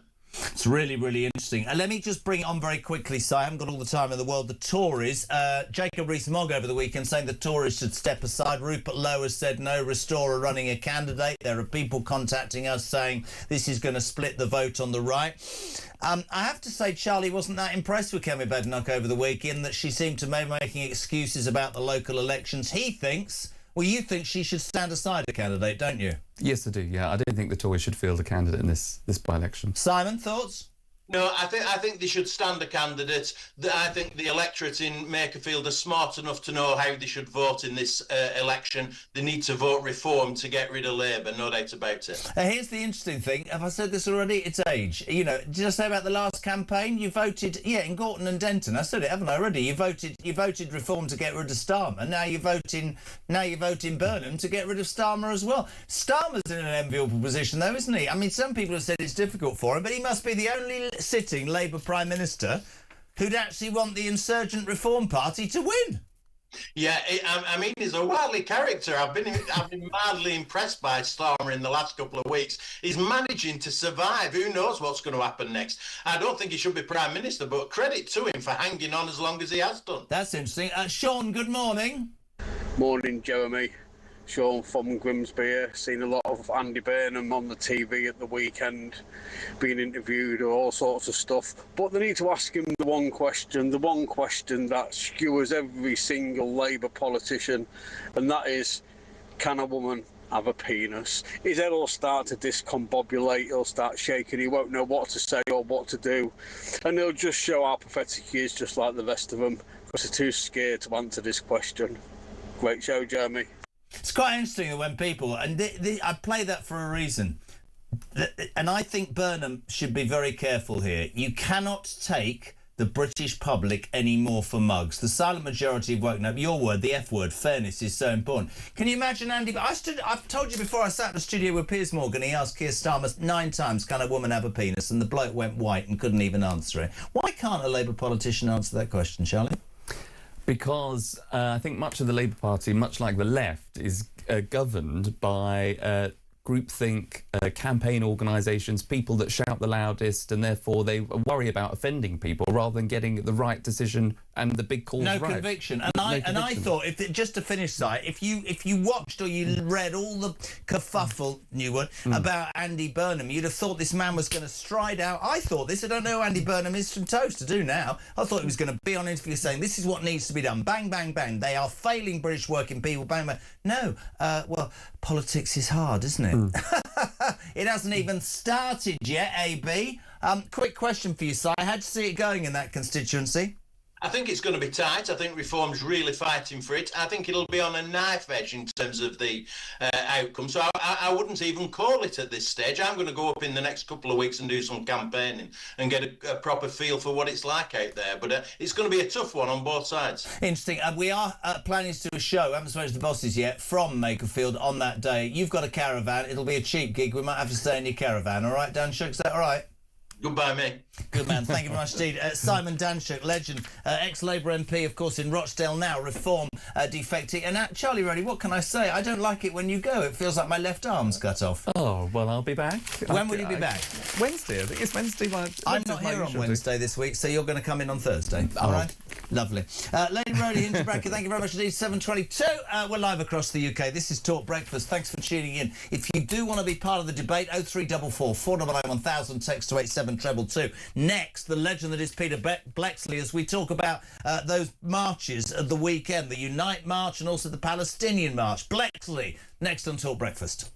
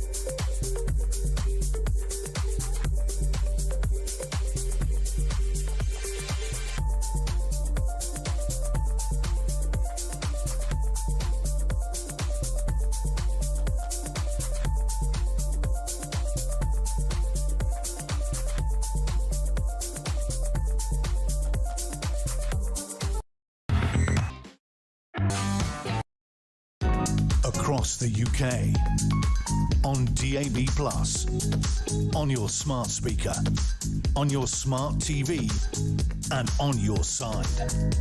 This is Talk. Oh, I love this job. 7:25 Monday morning. Thanks for tuning in. Alarm clock Brits 0344 400 1000. Text to 87222. Jez, I reckon Starmer's premiership is now resembling a divorced husband who won't leave. He's sleeping on the sofa while his ex-wife's upstairs having sex with a new boyfriend. Gary Phillis. Morning, Jez. Reformers pitch a well-known local figure in this election. If it's all about dirty tactics, pretty sure that Burnham has plenty of skeletons in the cupboard which will resonate with the good people of Makerfield. Listen, he says that Burnham is dire and he is surprised. We're just quite surprised, having seen stuff over the weekend, that Burnham doesn't seem to have either a plan or anything to say about how he would change Britain. Russ is in Bedfordshire. Jez, if Burnham and his people can't come up with a line or a lie on the doorstep about how he can improve local issues from number 10, then we already know that he's the wrong person. Paul, who's seen the light and is in Spain, says Burnham's saying we need to focus on the here and now. Does he want to tell Starmer that, just out of interest? Because that's full of negotiations or either, contradictions. Jez, Andy wants to go back into the EU, says Linda in Stalybridge, because his wife is Dutch, and that way he'll get to go through the E-gates. I've no idea. Just a thought, says Andy in Dudley. Lenny Henry, Dudley. If we go back to the EU, very good point. I'm going to out you, Christian. Just a thought, if we go back to the EU, says Andy from Dudley, we might have a chance to win the Eurovision Song Contest. I don't know about anybody, genuinely know anybody that watched the Eurovision Song Contest. Anybody watched the... Christian and his wife sat down and had a family evening watching Eurovision. And he really enjoyed it, didn't you, Christian?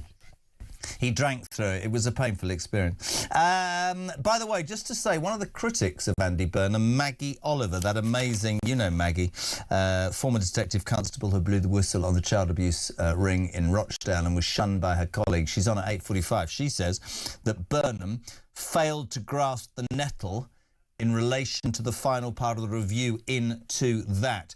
Maggie's in London. Why do these two career politicians think they're trying to overturn a democratic vote? How dare they think they can just swan in and overturn what most of the country wanted? To say I'm angry is a complete bloody understatement. Keep the calls coming. The other thing I want to talk to you about is those marches at the weekend. We heard from Sophie Ellsworth, News Corps' European correspondent. She said, I went down to the Unite March. It was very peaceful. There was nothing far right about it. I enjoyed it. She said, I thought it was pretty ironic that the Prime Minister only released a statement on Friday about the Unite March, nothing about the Palestinian March.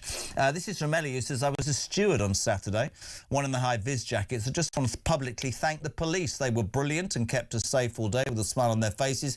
Can you please say thank you to them on behalf of all the stewards? Here's a man who says and talks all things police, former Met Police detective, legend of the stage and screen, Peter Blexley. Good morning. Good morning. Go on, give it to me about West Ham and then we'll crack on. No, that's fine. You've still got 2 games to go in which to save yourself, so we'll wait and see. This time next week we'll have a conversation, perhaps.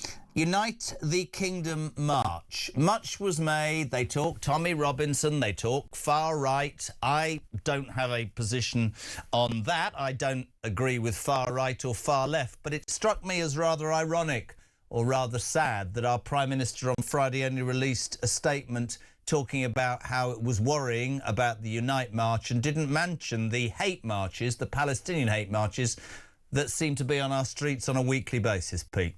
In many ways, I'm going to echo the words of Ellie, the steward, that you read out just before I came on.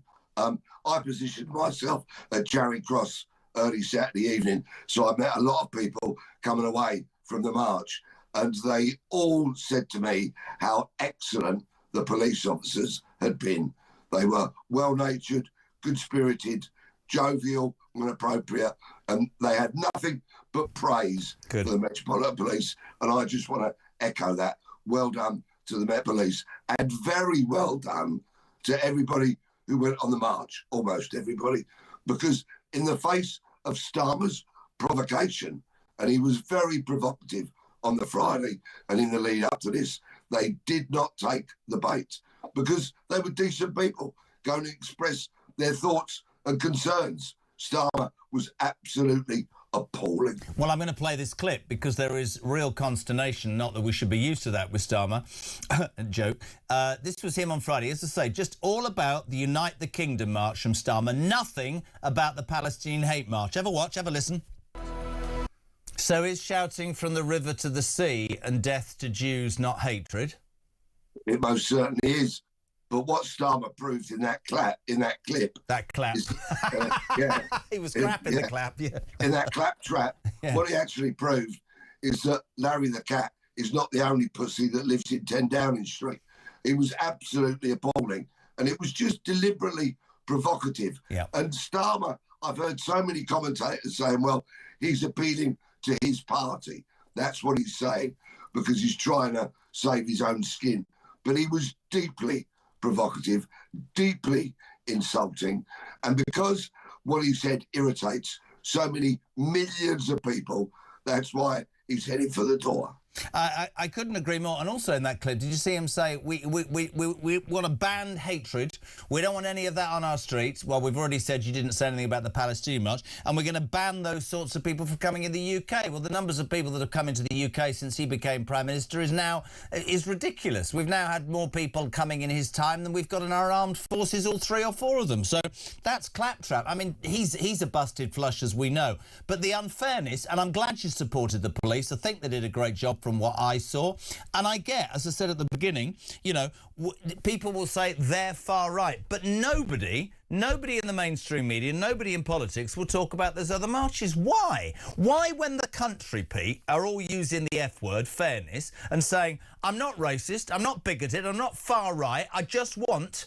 You know, I live my life correctly, I pay my taxes, I do what's right, and this movement, this hatred, this everything, right, is against everything I believe in. My voice should be heard. Starmer and his lot and the mainstream press ignore these people to their peril, I would suggest. Absolutely. And Starmer has not roundly condemned these marches. They've gone on frequently, week after week after week, with the genocidal chants, the hatred towards Jews being spewed out onto the streets of London, and very little has been done about it. But, you see, there is a price to all of this. Starmer is paying the price because he is going to lose his prime ministership. That's the price he's paid. He has alienated millions upon millions of people. Many, of course, I suspect, will have voted for him at the last general election by calling them far right thugs, hate-filled people, and they're not. They're decent, hard-working, alarm clock Britain, talk audience, grafting people who take great exception to being smeared as something they're not by the Prime Minister.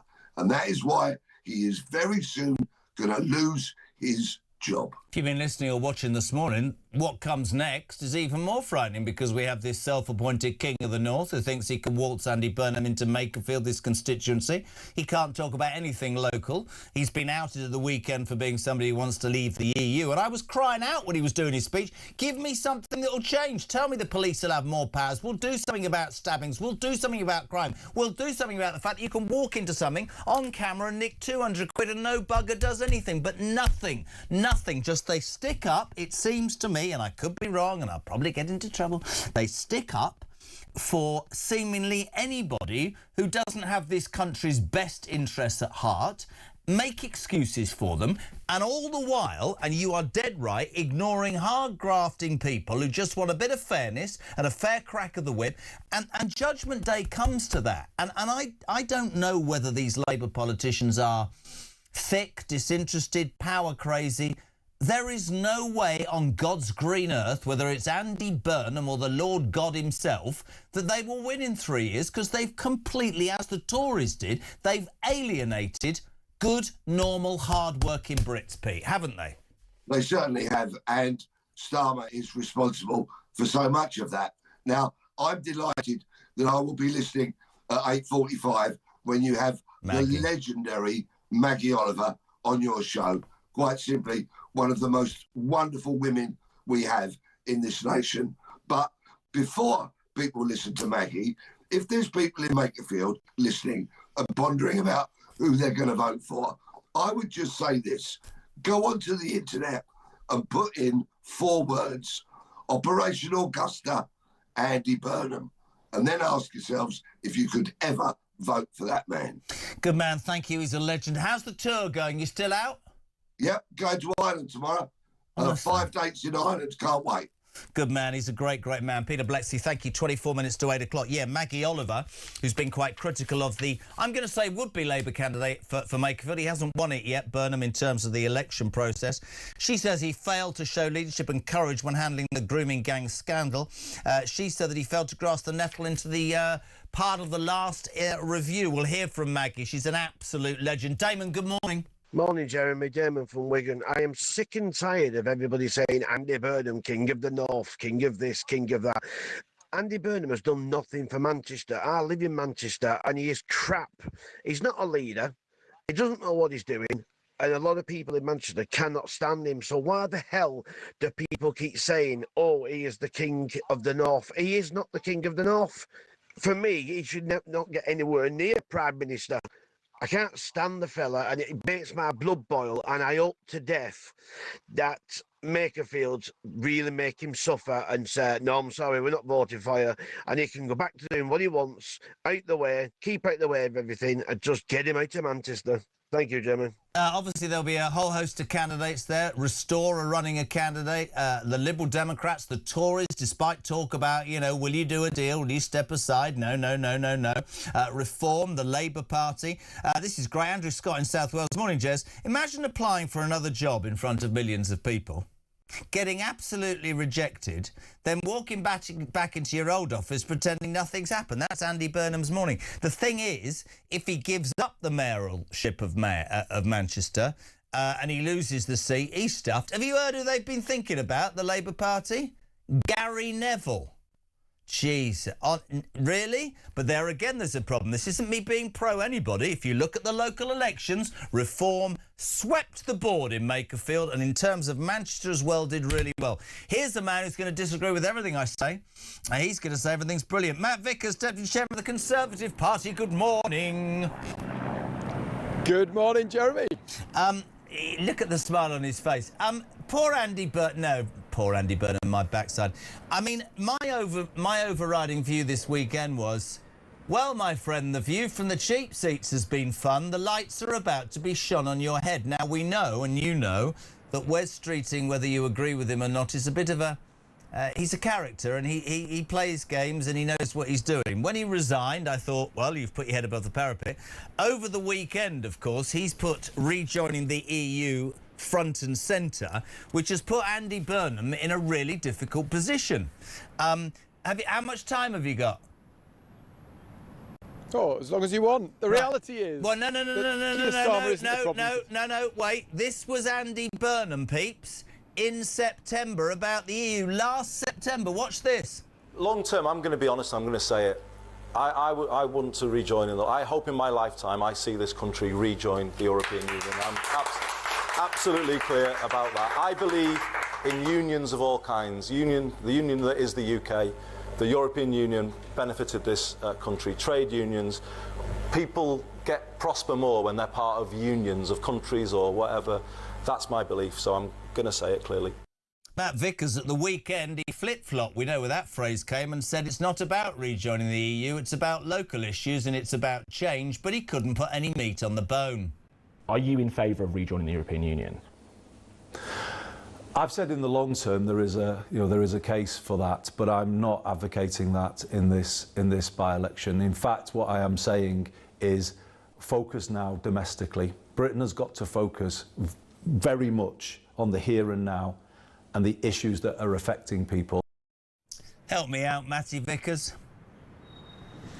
Well, do you know what? The Labour Party has this obsession with rejoining the EU at the moment. They want to talk about it all the time because they want to blame leaving the EU for all of the country's problem, for the fact they have absolutely trashed our economy. It didn't happen by magic. The reality is that 17% more people are unemployed. That's real people out there. Oh no.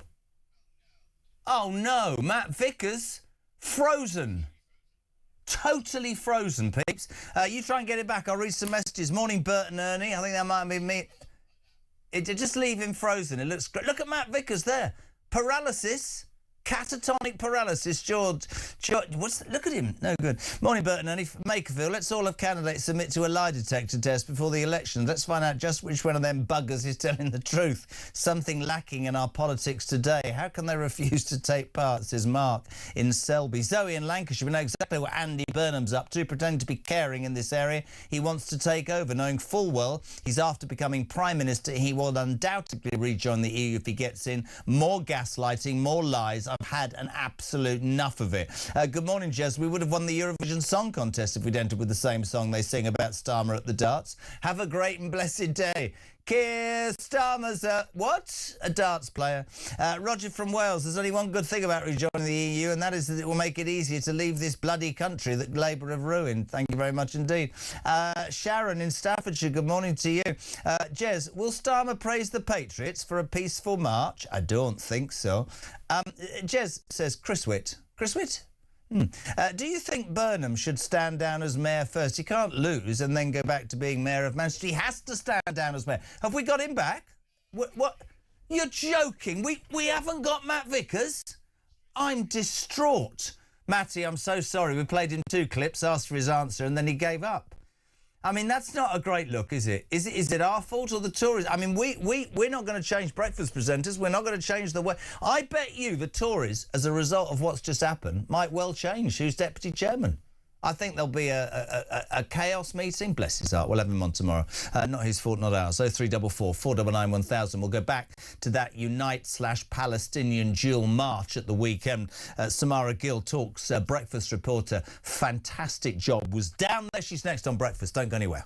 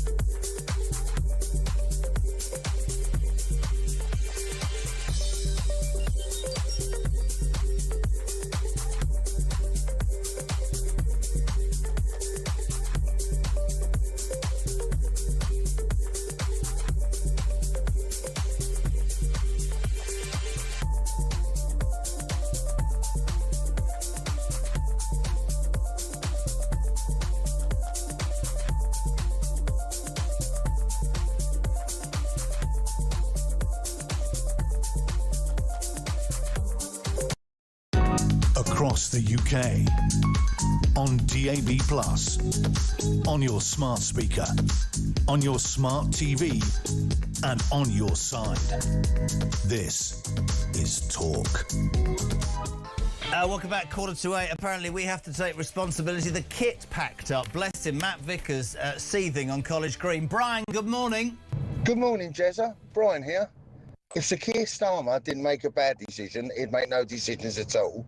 And secondly, Andy Burnham, he loves us. He loves the union, trade union, European Union, and given half a chance, the Soviet Union.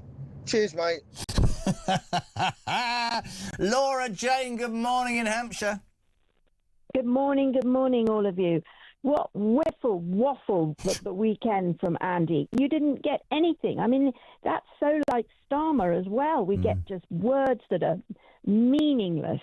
And I think it's very interesting that both Angela and Ed Miliband haven't said a peep at the moment. They're waiting to see how all this plays out. I think that's quite clever, although obviously it's worrying because we don't know whether they're standing or not.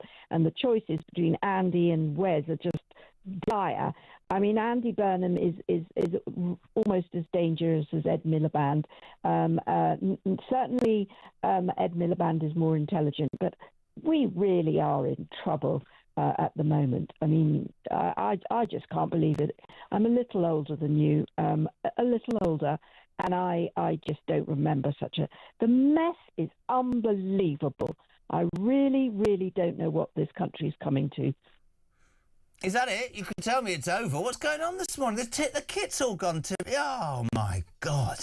No, it's not over. Oh, right. Look at this. Is really good, Laura. Listen. This is brilliant. I've just said to Big Dave, you could tell me when the voice did. He's just said in my ear, listen, idiot, it's a live caller. Well done. You are absolutely right. I'm an idiot. Laura, I'll tell you why I agree with him, mate. I'll tell you why I agree with you. I watched that interview with Burnham. The people of Makerfield will make a decision. They'll either think this guy can save the Labour Party, or in essence he's going to use us to just get to Starmer. But I agree with you about Rayner and Miliband, because if he doesn't win this constituency, it's not a given. We've talked about how Reform did last time, and we talk about the fact that 63% of this constituency voted to leave. The reason Wes Streeting's come out and gone, I think we should leave the EU, is to put the pressure back on of course, Burnham, and we've played that clip. He wants to, but he daren't say it. Anybody leading the Labour Party, this is how I see this, right, is in a position now that the Tory party found themselves in, because there are so many different factions that you spend all the time trying to please too many people, and there's no conviction from the top. And when I saw him asked about the EU at the weekend, despite what he said last September, like you, I thought, you're much of the same as Starmer, too scared to put your neck on the line. And people, intelligent people in Makerfield, will look at that and go, you're using us, you're taking the mickey, don't you think? Yes, but the other point I wanted to make is I think Jacob Rees-Mogg is right. I really, really think the Conservatives should stand back, because this is not about all the different political views. This is about a Labour leader, whoever that may be, and this is very important. Rupert Lowe as well, I think, should stand back. We just have to have, or not us, I mean Makerfield, have to have a choice between Labour and Reform, because it's a stark moment for our country. Couldn't agree more.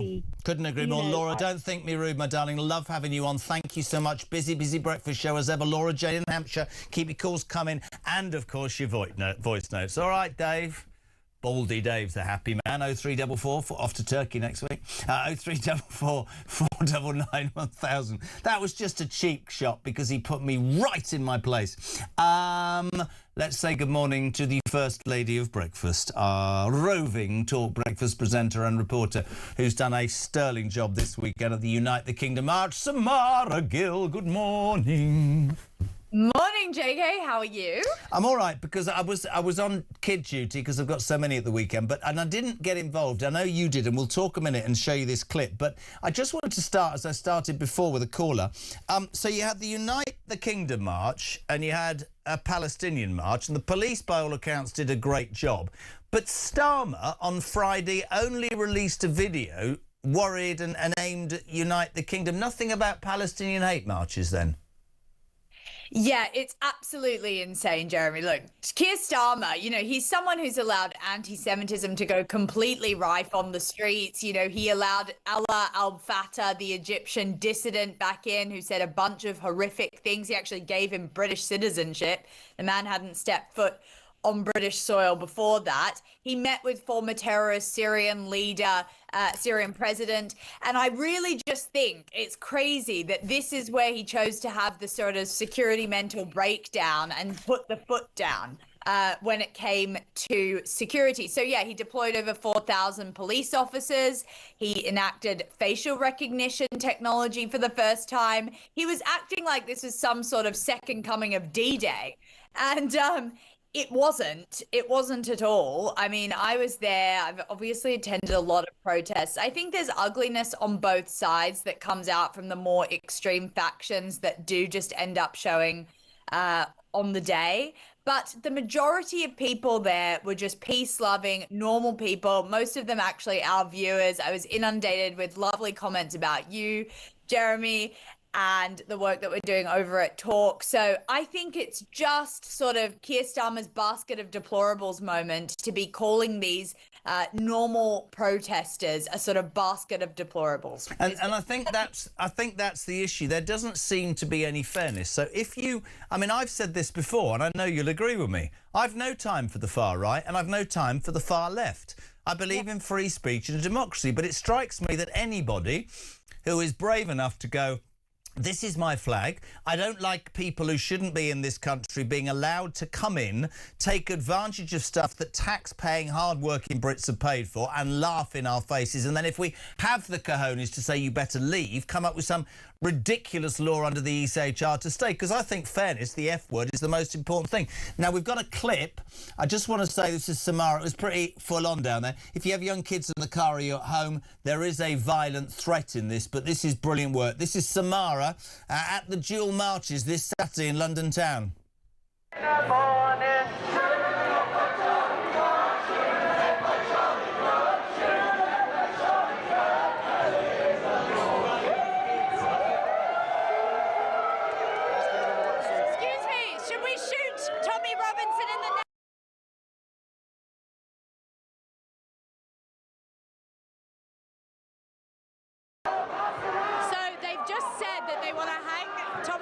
And shoot him in the neck like Charlie Kirk.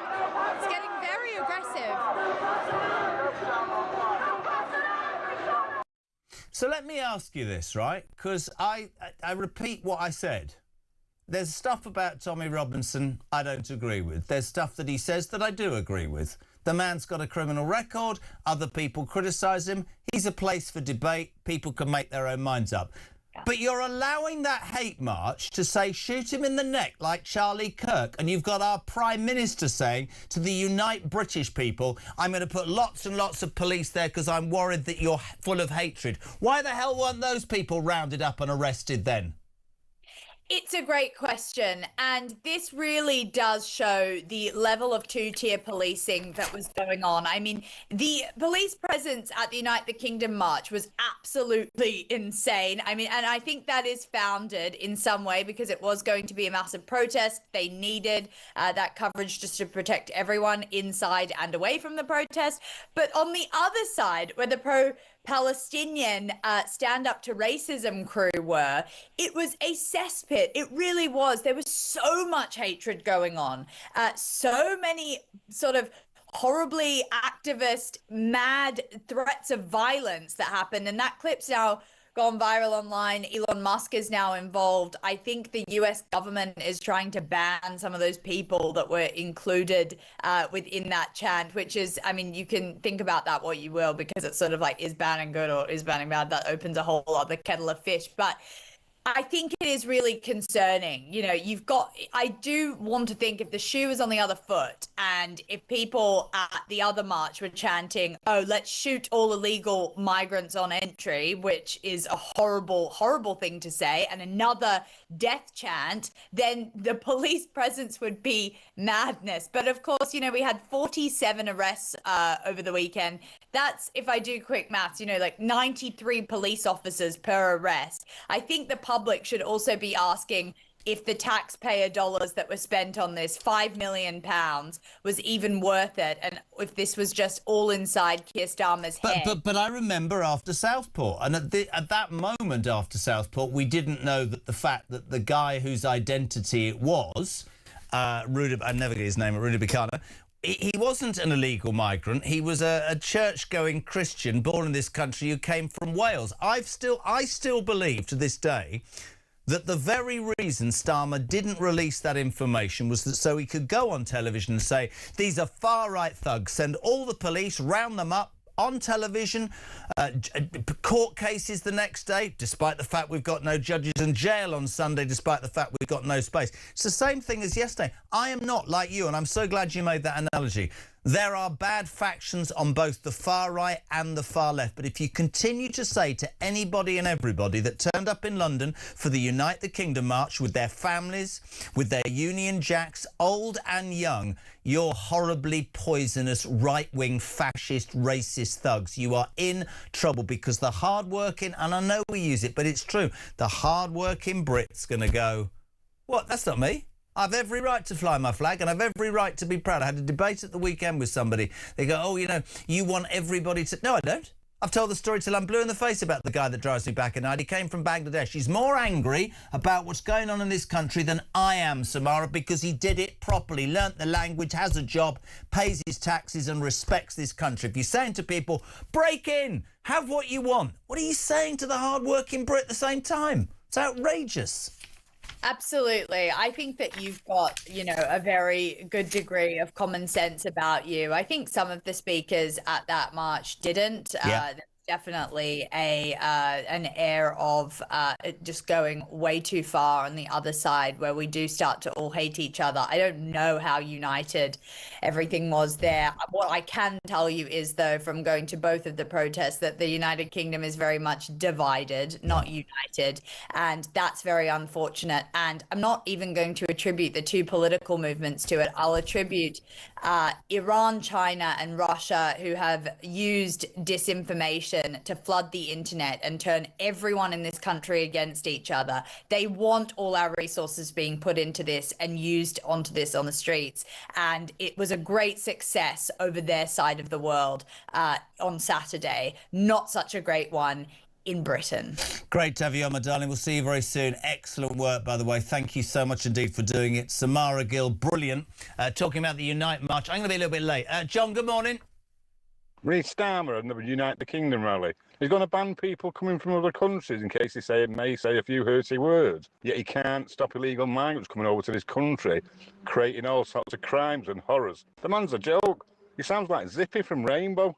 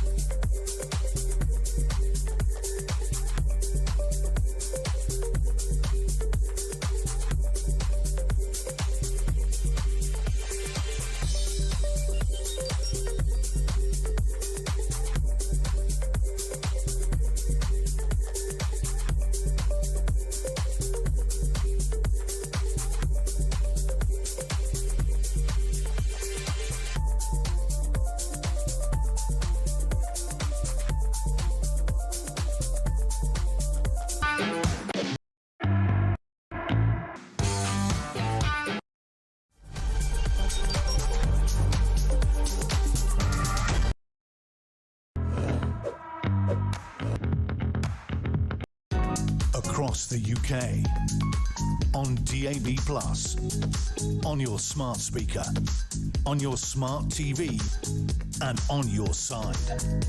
This is Talk.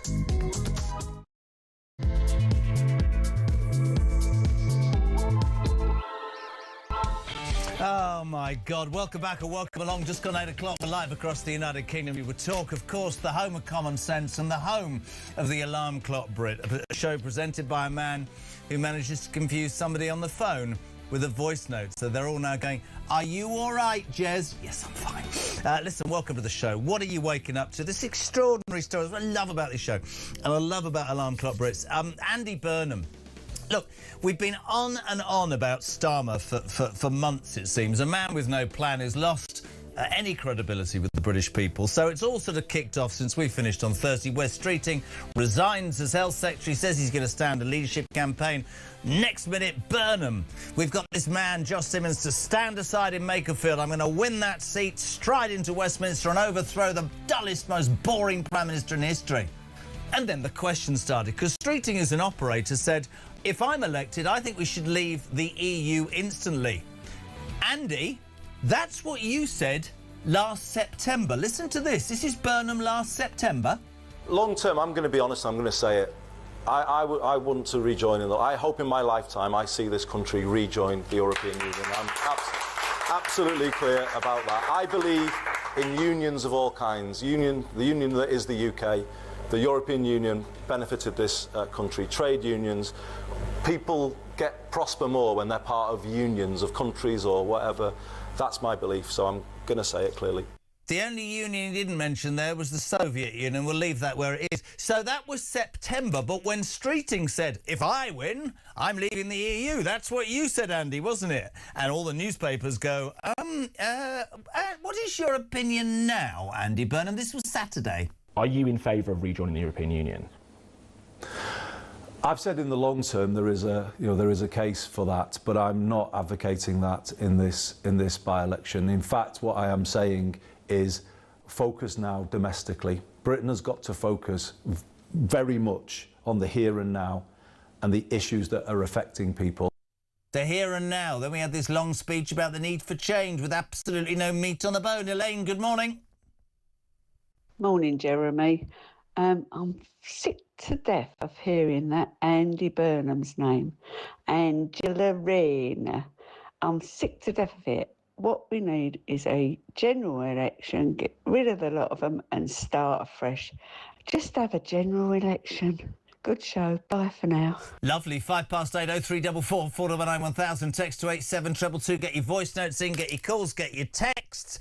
Andy Burnham, Kevin Blair, before I go to my next guest. Burnham's ruined Manchester. Good Lord, he's turned this city centre into some sort of electric bike free-for-all. Deansgate now is a massive cycleway, which in reality is a lane almost exclusively for delivery electric bikes whose cyclists are dressed like bandits. They speed and don't stop at lights. Very often you see them fighting in the streets. Dangerous. On a busy day, it can take about half an hour to travel 100 metres. Good luck, UK. Well, here's a lady that will tell us entirely the truth. She won her seat in Runcorn and Helsby, and I'm sure she'll be central what's going to go on in terms of reform in that Makerfield constituency. A very good morning, Sarah Poin. Good morning, Jeremy. Lovely to be here. I'm really confused about all of this because here's the thing. I was quite surprised, genuinely. I saw an interview with Burnham at the weekend. I played 2 clips, but he was asked about would he invite Keir Starmer to Makerfield to campaign for him. And he sort of said anybody's welcome. But why I'm confused and why you can help me is because Reform last time said in Gorton and Denton, vote for Reform, get Starmer out. So Andy Burnham's saying vote for Labour to get Starmer out. So what's your slogan going to be? Well, look, it's like everything else that this Labour government or Labour politicians do at the moment. They just copy Reform, don't they? And here we are. Andy Burnham's even stolen our last slogan. The local elections was all about vote Reform, get Starmer out. And look, he's stolen our slogan. But the fact is, you know, on a serious note here, all you're seeing from Andy Burnham is another Labour politician who we can just label as betrayal. He will betray the voters of Makerfield on their 63% vote leave stance. He will absolutely sacrifice their desire to leave the EU to do that Brexit vote in order to further his own ambitions. But also, there's not only that, is there? He is betraying the voters of Makerfield. He's not interested in their local issues. He's not interested in looking after them. This is a stepping stone to number 10. He's barely disguised it. And then, of course, finally, there's the huge betrayal. in Greater Manchester of all the victims of grooming gangs, which Andy Burnham has done nothing to implement those 20 recommendations of the Alexis J report. Very interesting and very true.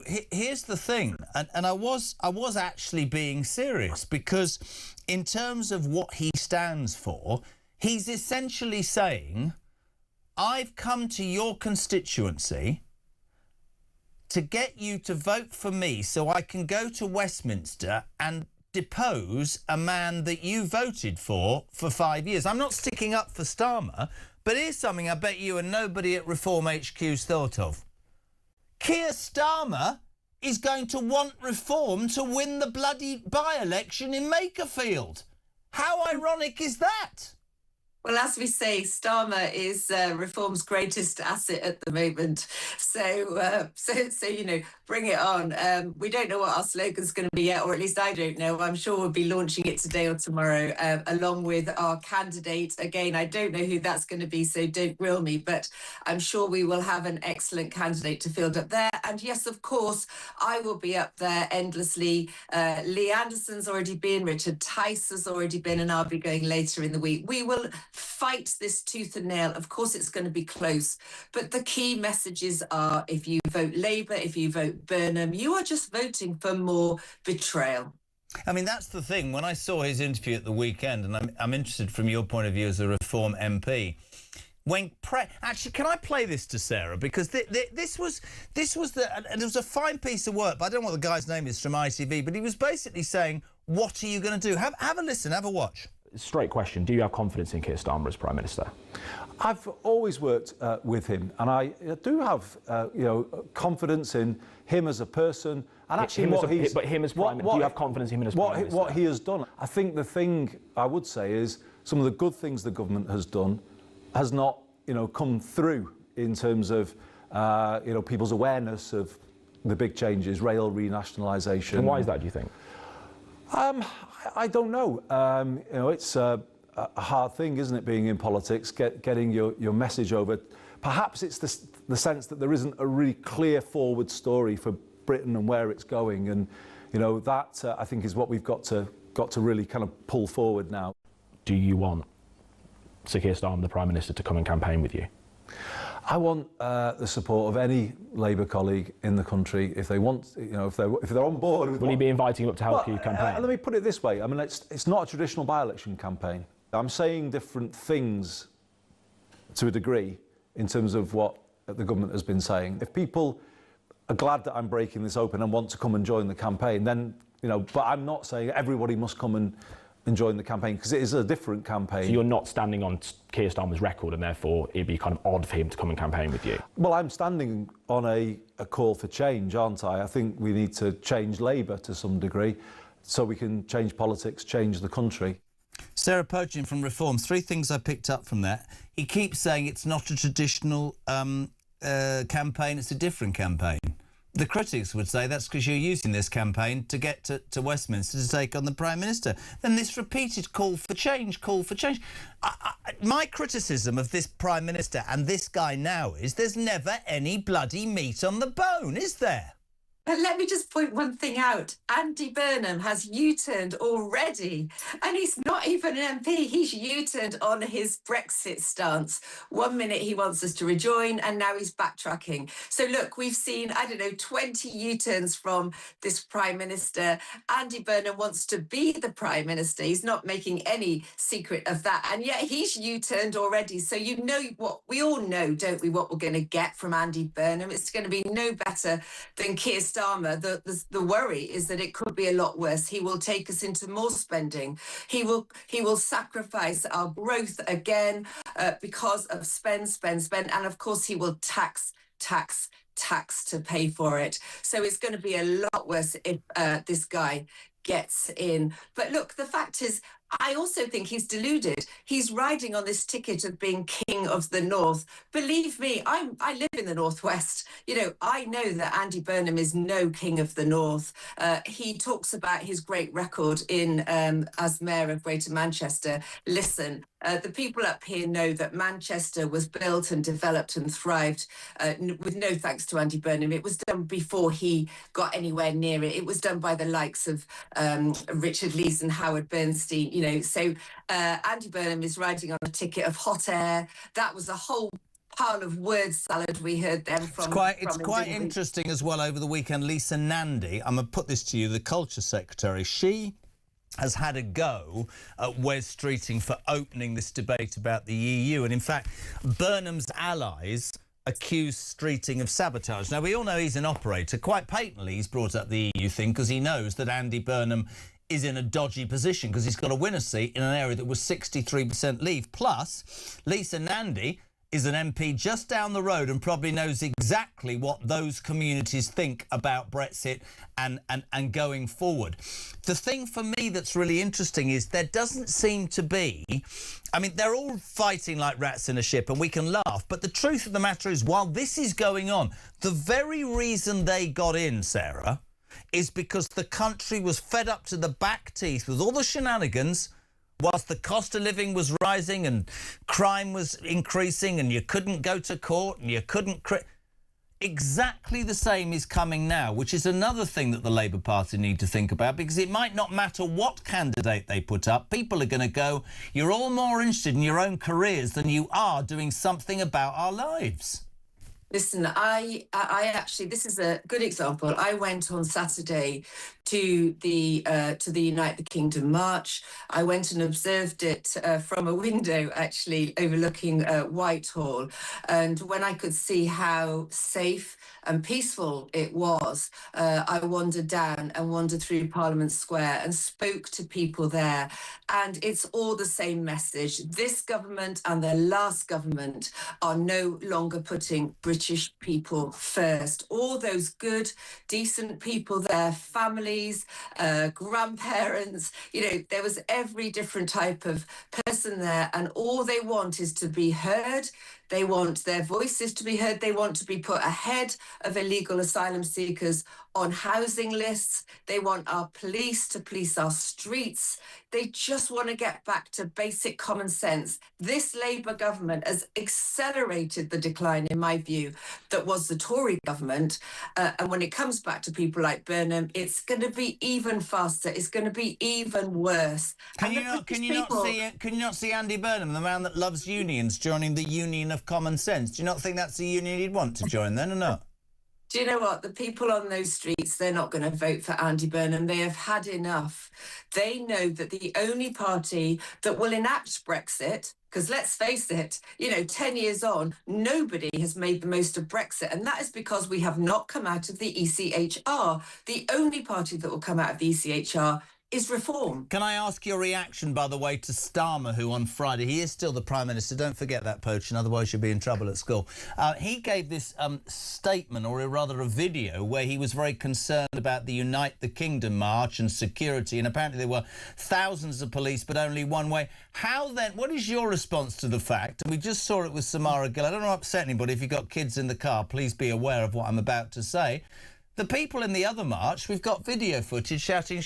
We haven't got the clip, but they were saying shoot him in the neck like Charlie Kirk, for God's sake. Why weren't those people rounded up and arrested? Where's the fairness there, then?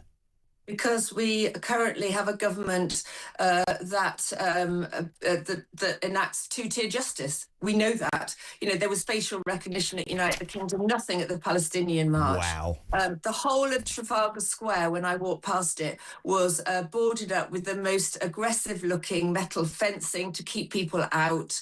It was absolutely shocking by Sadiq Khan. He'd taken down all the Union Jacks in Parliament Square. Well, we didn't need his Union Jacks. We had our own. Oh, God. What's he going to do when the World Cup's on? Don't get me on that man. Let's just ask a couple of things, if it's OK, because I completely agree with you about that, March. And I make the point, and I'm sure that you would as well, I've no time for the far right, I've no time for the far left. But if these people in power assume that everybody who turned up there is not just a British citizen, or just a patriot, or somebody who just cares about their family and what's right and what's wrong, and can we have a bit of fairness, my F word for the day, then they're missing the point. Let's go back to the by-election. I know you won't be able to answer this, but my job is to ask it. Are you at Reform going to be asking the Tories and Restore to stand aside? Because Jacob Rees-Mogg said this morning that should be a given. Your response, Sarah? Yeah, I read that too, and absolutely not. Look, we're about a democracy. Anybody that wants to field a candidate can field a candidate. Let's let the voters decide. I do believe that this is, of course, a two-horse race between Reform and Labour. But we saw from the 2024 results in the general election, the Tories were in third place then. I don't think the Tories will be a big problem. You just won all the seats in the local councils in this area, didn't you? We have indeed. We now have a Reform council in St Helens, in Wigan. It's a good area for us. It's obviously where my seat of Runcorn and Helsby is. It's a strong Reform area, but we take nothing for granted, and that's the difference between Reform and Labour. We do not take the British voter for granted. We will go and knock on every door that we possibly can, and we will ask for those votes. But we take nothing for granted. Is this by-election then, in Reform's mind, going to be more about a debate about Brexit? Is it going to be about local issues? Is it going to be about a parachuted-in candidate? What's going to be the main thing on the doorstep, Sarah? Well, look, I think that the people in Makerfield want to feel that they are going to be offered a candidate that will look after them, just as I have spent the last year dedicating myself to looking after the people of Runcorn and Helsby. That is the first function of your Member of Parliament. And so they want somebody who's not going to use the seat as a stepping stone, who they'll never see, who is only furthering his own career. They want to see a good, strong candidate that's going to look after them. I've got some breaking news, and if there is anybody associated with the Andy Burnham campaign to not only be selected tonight to be the candidate for Labour at Makerfield, or indeed is going to be supporting him, disaster has struck. On the BBC this morning, the worst endorsement you could get as a prospective candidate, David Lammy has just come out and said, I'm heading north to campaign for Andy Burnham. Play the clip. Oh, God, it's all over Burnham. Play the clip. He's a great guy, very able politician, wonderful communicator. Of course, I'll be campaigning with him. Now that by-election is up, now it will be up to the people of Makerfield to determine, of course. And I don't think we're quite clear yet when the election will be. But again, of course, I'll be supporting Andy Burnham. It would be great to have him back in Parliament. Right, sorry. So forgive me if you are in the car. I'll get your kids in a minute. You've now got Lisa Nandy, the Culture Secretary, and the Deputy Prime Minister, David Lammy, actively campaigning for a candidate who hasn't been selected yet, but who's only standing to replace your boss. You couldn't make it up. Well, you couldn't make it up, but obviously Reform are really quaking in our boots now. We know that David Lammy's on his way up. Yeah. I'll tell you what, I hope he doesn't go too soon, because I've got a question to him tomorrow. He hates it when I get on my feet in the chamber.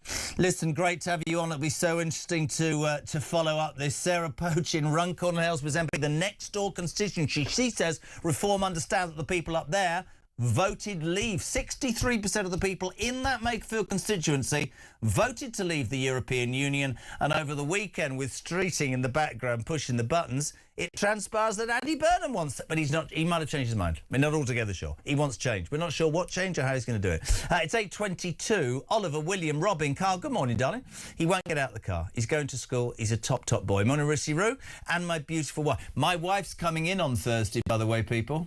She's coming into the studio, so I need you to behave yourself, put away all the stuff that we... What do you mean, me? Oh, here we go. Here we go. That's the man who watched the Eurovision contest. Right, listen, back in 3. Morning, Jay. Morning, Jezza. Jay in Cambridge here. Just wondering, do you think Keir Starmer would ever publicly apologise to the tens of thousands of people that he labelled far-right that attended on Saturday's Unite the Kingdom protest? I very much doubt it. Have a good one, mate.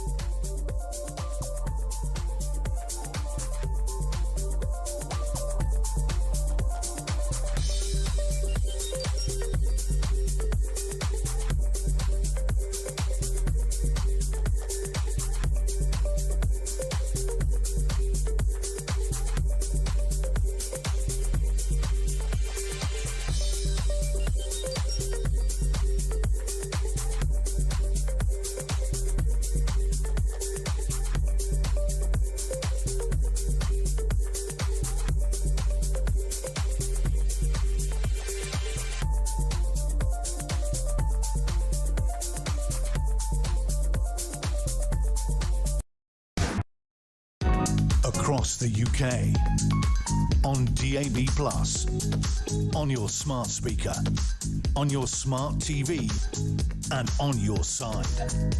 This is Talk. Welcome back, 8:25. Can we just go back to that point? Because I'm absolutely with Christian. We were just talking about it. So Lisa Nandy, Cabinet Minister, and David Lammy, Deputy Prime Minister and Cabinet Minister, have over the weekend come out and said, of course we're going to go to Makerfield and campaign for Andy Burnham, who's trying to unseat your boss. So you are also looking out for your futures. And what happens... See, this is where...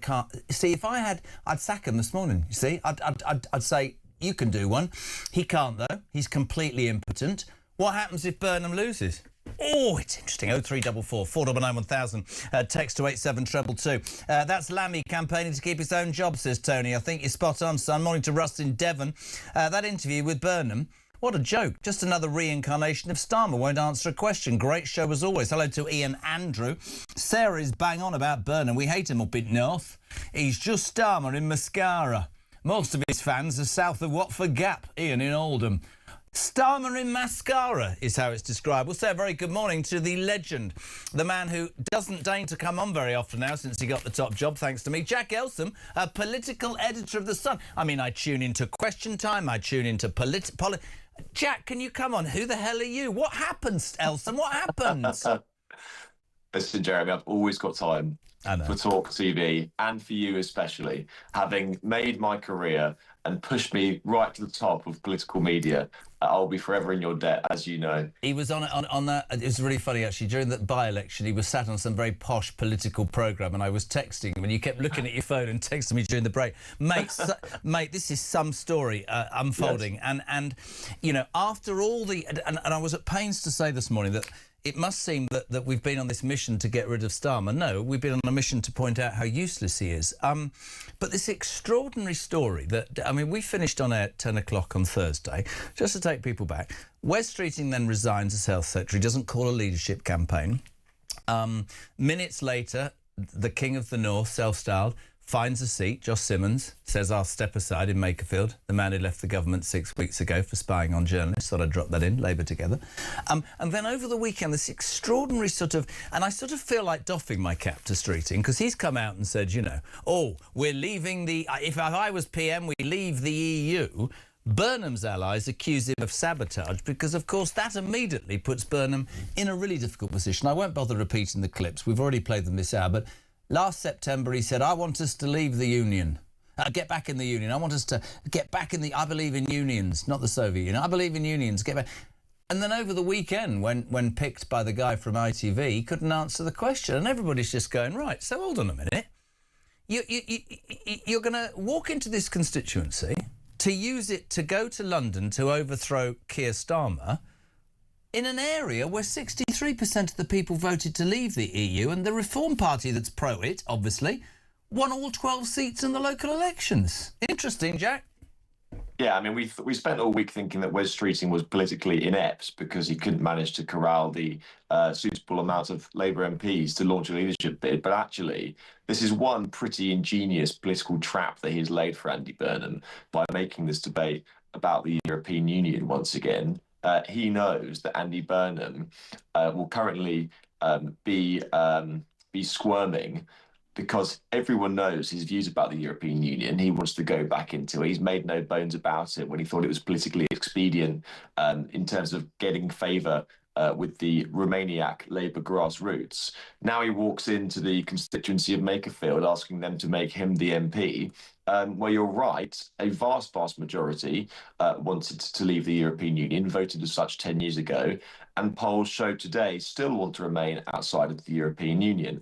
And so for Andy Burnham now, the supposed great authentic man of British politics, the straight-talking northerner, he is now trying to almost backtrack on that view, but also saying, I think pretty inauthentically, I don't want to make this by-election about national politics. Well, I'm sorry, Andy, whether you like it or not, it is about national politics, because let's not pretend that you're coming back to Westminster to sit on the Health Select Committee. You're coming back to challenge the Prime Minister for the Premiership, for the top job.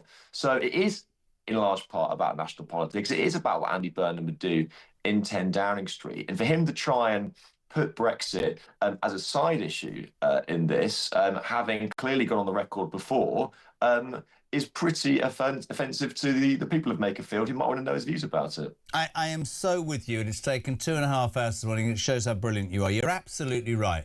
You put it so well. Streeting, we spent last week going, you haven't got the cojones to stand up, you haven't got the numbers, you're this, you're that, you're a bit of a whiner. The truth is, it's a political masterstroke. He will think from his point of view. Reform will think from their point of view. Whatever the voters think. But you're right. This is... I won't bore you again with it, but there's a clip where the guy goes into more detail, Jack, and he says to him, you know, would you have Starmer to campaign for you? And he said, well, anybody is welcome. But hold on a minute. The only reason you're standing is to get Starmer out. So why wouldn't you have the conviction to go, no, I don't want him there. I'm coming to Makerfield because I want to win the seat and throw Keir Starmer out. And he said, I'm calling for change. And the guy went, what? And he went, well, yeah, we're calling for change. It looks like the same waffle with no meat on the bone that we've had to stomach, Jack, for the last 2 years. I was quite surprised, genuinely quite surprised, at how lacking in conviction, oomph, whatever you want to say, he was in that interview. I thought he was supposed to be this incredible media performer. He didn't blow me away, mate, and I'm being completely serious. Well, I have to say, in terms of the polling in this country, Andy Burnham is, by all accounts, a pretty popular politician in a pretty sparse field, let's just say. Most people's political favourability ratings are in negative territory. Andy Burnham is popular as Labour potential leaders go. The difficulty is that he's been in Manchester now since, 2016, 2017. He's been very successful at punching the bruises of various Tory governments, and he's had some success with local infrastructure projects. The problem is that you chat to people who served with Andy Burnham back when he was a Cambridge-educated Blairite special advisor, when he was a cabinet minister in Gordon Brown's government, when he was in Jeremy Corbyn's shadow cabinet, and they say that actually he was pretty hopeless on all accounts. You know, I was speaking to a serving cabinet minister the other day that wanted to remind me that Andy Burnham ran 2 pretty awful leadership bids. He was the last person to leave Jeremy Corbyn's shadow cabinet when everyone else had left, only when he saw the writing on the wall. Mm-hmm. And so, you know, it's always a danger with these princes over the water who people invest so much political stock in and think that they're going to come back, right to the rescue, and somehow all of Labour's problems will suddenly evaporate. I think that if people do think that, they're going to be in for a pretty rude awakening. But, you know, you made a fantastic point, Jeremy. This is the most topsy-turvy by-election, I think, in recent memory. Because you're being asked, if you want to get rid of Keir Starmer, you have to vote Labour. So, you know, and the best way... I said this to Sarah Poin. I said it's Sarah Poin because reforms... what was it in Gorton and Denton? Vote reform, Starmer out. You're now saying, in this... Andy Burnham saying, vote Labour and get Starmer out. That's ridiculous. Well, exactly. And funnily enough, the best way that Starmer could throw this by-election is by going out there and campaigning on the doorstep. Well, so this is the other thing. He must be the only Labour Prime Minister, right, who wants reform to win this constituency. And if he went up there because he's so toxic on the doorsteps, it might screw it up for his own... It's weird. I want to bring you, isn't it? It's crackers, and I want to bring you on actually to the other thing, which is over the weekend. I think Jacob Rees-Mogg, dear old Jacob, said, "I think the Tories and Restore should stand aside." This has been rebutted by almost everybody from the Tory party. And in fact, Sarah Poin from Reform said no. Do you see it as a straight fight between the Labour incumbents and Reform, or do you see other people taking slices of the pie? Are the Greens going to rise again, put in a green coat wearing plumber and win? Yeah, I mean, like either Reform or the Tories are going to win that seat. Either Reform or Labour are going to win that seat. The Tories aren't even at the races. Restore Britain, basically a sort of social media phenomenon at some point, although I do actually think they have the power to skim some votes off Reform, but probably not in this seat. The Greens actually could probably maybe take a few votes from Labour, but, you know, it is going to be, I think, quite a tight race. And so, you know, any party who is exposed to having their votes eaten into by some of the smaller parties who to this by-election anyway, of course it's a risk. You're not going to see the Tories campaigning in Makerfield. You're not going to see them pouring any resources into there. They know it's a no-hoper. The Greens will probably go for it because they want to land a bit of a blow on Labour, and they've got some willing activists who are willing to go up there. Restore Britain. I can't see them doing much damage in terms of Makerfield, to be honest. And did you see this morning? Because I love talking to you, so because you're right there, aren't you? At the weekend we had Lisa Nandy, whose constituency is right down the road in Wigan, so she knows absolutely, whatever she tells anybody, she knows absolutely the strength of the Leave vote up there. She was sort of making out that, you know, she shouldn't get, you know, he shouldn't have been making it about Brexit, it's about other things, it should be about local issues. But she said, I'll go and campaign for him. We've just had on the BBC, Calamitous Lammy. I mean, this is a death knell for anybody. David Lammy says, I'm going to go up to Makerfield and campaign for him. Two things to you. One is he hasn't been selected yet, which means it's a shoo-in. The other thing is, what happened to collective cabinet responsibility? You've got Lisa Nandy and David Lammy both actively saying, we're going to go up north and campaign for a man who wants to screw our boss over. I mean, I'll tell you, someone in Westminster once told me, and it's always stuck with me, power in Westminster is not where power currently resides. Power is where it's going to reside next. And Starmer is already being seen as a lame duck prime minister in Downing Street. Anything he announces really doesn't carry much weight because people are expecting Andy Burnham or another leader to come in within the next few months, fairly or unfairly. But that is now the mindset of most people in Westminster, that there will be a Labour leadership contest and Keir Starmer will not survive it. You know, his allies are saying that he will dig in and will fight any Labour leadership contest, but the herd is already starting to move. And it is not just Labour MPs, but it goes right to the top of the cabinet. People who think that Keir Starmer won't be here in a few months' time, and it will be either Andy Burnham, Wes Streeting, or Angela Rayner. Well, let's talk about that. Let's ask you, as the political editor of The Sun, what happens, this for me is really important, what happens if Burnham doesn't win that seat for whatever reason, Reform win it or anybody else, right? And it's all about Brexit and the local, they won 12 councillors, didn't they? What happens then? Because what's really interesting is how silent our Ange has gone since she allegedly, and quite interestingly in terms of time, managed to announce her innocence with HMRC. And I'm not getting into a debate about that. But she's presumably sitting on her hands, Jack, because she's going. I'm left wing. If he wins, I'll just row in behind him and become deputy prime minister. But if he doesn't win, I'll be the left's darling and I'll stand up against Streeting, right? Totally. I mean, I think this has been underpriced in the commentary in recent days. Angela Rayner, the submarine, sort of lurking beneath the water, waiting for the rest of them to implode, and then she's the one who can pick up the pieces. I mean, you're right. If Burnham wins, and he shows that he can win a reform-facing seat in very dire circumstances for the party, that is his own popularity bounce. And I think that he would almost walk back to Westminster and, you know, within a matter of months, be coronated by Labour MPs. You know, that is almost certain. But if he loses, that is basically his probably career in frontline Westminster politics over. You know, he can't go around tasking himself around every single constituency. I mean, that is probably it now, you know, for him. He can't just go around saying, oh, I failed in that one and therefore I'm going to move to somewhere a bit safer. Now or never for him, now or never for Streeting and Rayner, really, as well. Yeah, totally. And like you have to hand it to Andy Burnham. Like, he is taking one massive political gamble here. It might blow up in his face, but actually I do quite admire the sort of the boldness to come forward and do it. But you're right that Wes Streeting, Angela Rayner, it will be a shootout between the two of them. They'll both probably get the numbers in the event that Andy Burnham doesn't get in. And then you have to say that it will probably look like it will be in Angela Rayner's favour because the grassroots of the Labour Party are very factionalist. They are quite left-wing.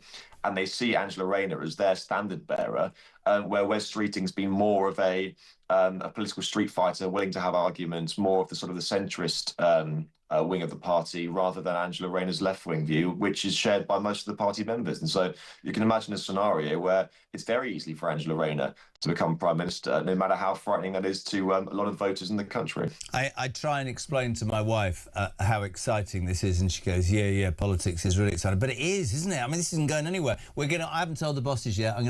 I'd pay for it if I have to. I want to do the show on that Friday from Makerfield, sit on a park bench and do the show. It'd be quite funny, wouldn't it? Yeah, I see you there. Good man. Listen, Jack, thank you so much indeed. The legend that is Jack Ailson. Thank you, my friend. Political editor of The Sun, 20 minutes to 9 o'clock. We're live across the UK. Burnham. Oh, God. Jez, Andy Burnham in those interviews came across as another Labour gaslighter. I basically heard him say, I don't want to reverse Brexit until I get voted in, then I'll do. Then I will reverse it. You just can't trust any of them on that side right now. Bill, I wonder if Starmer will have a reshuffle anytime soon. There seems to be no cabinet collective responsibility. Of course there isn't. They're all going to Makerfield, right, to support Andy Burnham, who hasn't been adopted as candidate yet, because they're all thinking about their own careers. Morning, Michael. Hi, good morning, Jeremy. It's Michael from Belfast here. I lived in Manchester for 35 years. In fact, I provided the car for your guests, the cars for your guests on the TV programme, who were all really well looked after, incidental. But I was back seeing my son in Manchester for Christmas, and the city centre brought tears to my eyes. That city's been destroyed, and Burnham has to take some responsibility as mayor. It was like a third world country around Piccadilly Gardens, Portland Street, or Albert Square. It was just so sad. And this is what's going to replace Starmer. We've suffered enough.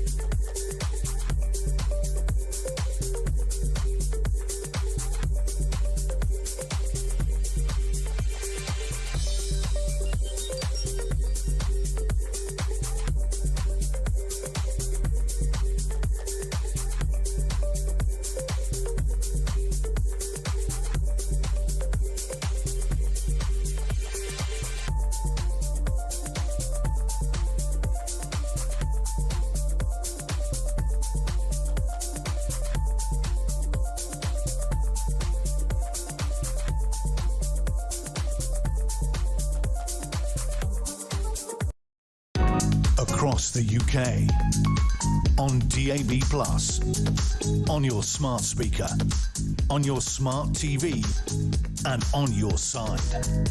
This is Talk. Welcome back. Monday morning, 18th of May, JK on the home of common sense. This is Talk, where you come. We want your views on the news of the day. 0344 499 1000.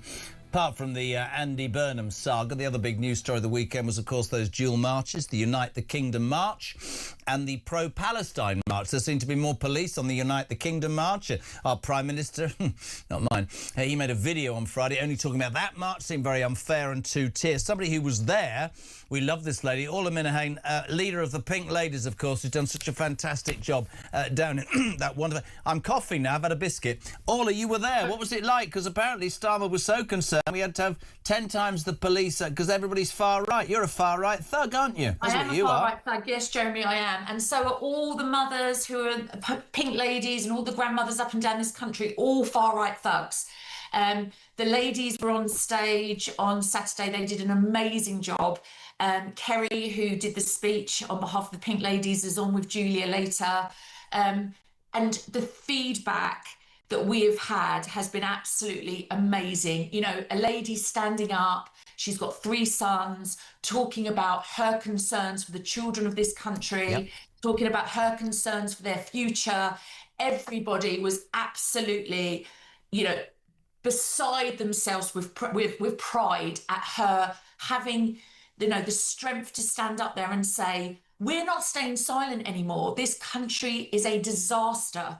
And when you look around on Saturday, children as young as 3 and 4, all the way up to women and old men in their 90s, of all colours and all backgrounds, saying, we want this country to be fair, we want our children to be safe, we want to be respected by the men and women that we are paying to protect us and this government. And what does that absolute nutcase of a Prime Minister do? Stands up and condemns us and calls us names. How dare he? How dare that man do that? I'm going to read you something, because I completely adhere to what you're saying, and I do find it. I don't have any time for the far right or the far left. I'll say it all morning. I agree with free speech and democracy, but we are reaching a point, certainly with this government, where if there is rhetoric that they disagree with, it is labelled far right. It happened after the Southport riots, but no mention of the other. This from Dave in South Gloucester, Orla. Why is Starmer so worried about and threatening towards the Unite the Kingdom marches and is so insulting towards those who take part in them? In my mind, it's because he hates the fact that the kingdom is uniting as this goes against everything he and Herman and the rest of them are working to achieve. They are the reason for division and disintegration of Great Britain, our history, our culture, our society and our values. And I think... Absolutely. I think that's so right. And when when I saw the video that it was just about that side... Sorry, again, if you've got kids in the car, I'm not going to play it, but we had video footage earlier of certain people from the Palestinian march shouting, "Shoot him in the neck," like Charlie Kirk. Yeah. I mean, if I'm the Prime Minister, I'm rounding them buggers up. They're in court this morning. I don't understand. We let shoplifters get away with shoplifting. We allowed those people to get away with that. There's no balance to this, but he is going to be found out if this continues, because the British public, like you say, they've had enough, right? Had enough. They've had enough. And the thing is, if he'd have come on Friday and said, there are marches this weekend, there are demonstrations, and all I'm saying is you've got you've got a right to demonstrate, but please be respectful to the police. Please keep it peaceful, fill your boots. Fine, everybody would have said fine. But instead, he comes down like some dictator and tells people that we will feel the full force of the law. Who's advising this man? Kim Jong-un? It's just absolutely bizarre. I'll tell you why it's bizarre. I'll tell you why I agree with you, all right? You say bizarre, but what I find... Yeah, because... This is politics by focus group, right? Because my 6-year-old could have stood next to Starmer and gone, so if you're warning that side, why aren't you warning the other side? Do you realise that almost everything you say makes no bloody sense to anybody? What is wrong with you, man? It doesn't. And the thing is that he's so deluded. Ultimately, the people that he's protecting are now the base of the Green Party, the Green voters. So his party, which are supposed to be the party of the working class, he has absolutely alienated every solitary one of those voters. And then he wonders why he's loathed and so are his party. Couldn't agree more. Absolutely crazy. Couldn't agree more. But just to reiterate, great to have you on. It was a peaceful march. Peaceful. No, but everybody, it was like carnival. And in fact, the irony is they come down on these people at this march. Notting Hill Carnival, Palestinian marches, all of which... How many arrests at Notting Hill Carnival? How many stabbings, right? Hundreds. Yeah. Saturday, nothing. I'm sure that there was the odd person that was a little bit drunk and disorderly. Apparently Sadiq Khan took down all the flags around Westminster or Trafalgar Square. Did you hear that? Of course he did, because they hate the British. They hate us. They hate us. They hate our traditions. They hate everything about us. And they have the audacity to stand in positions of power in this country, and they will rue the day that they did this, because they will be absolutely destroyed at the ballot box. And good.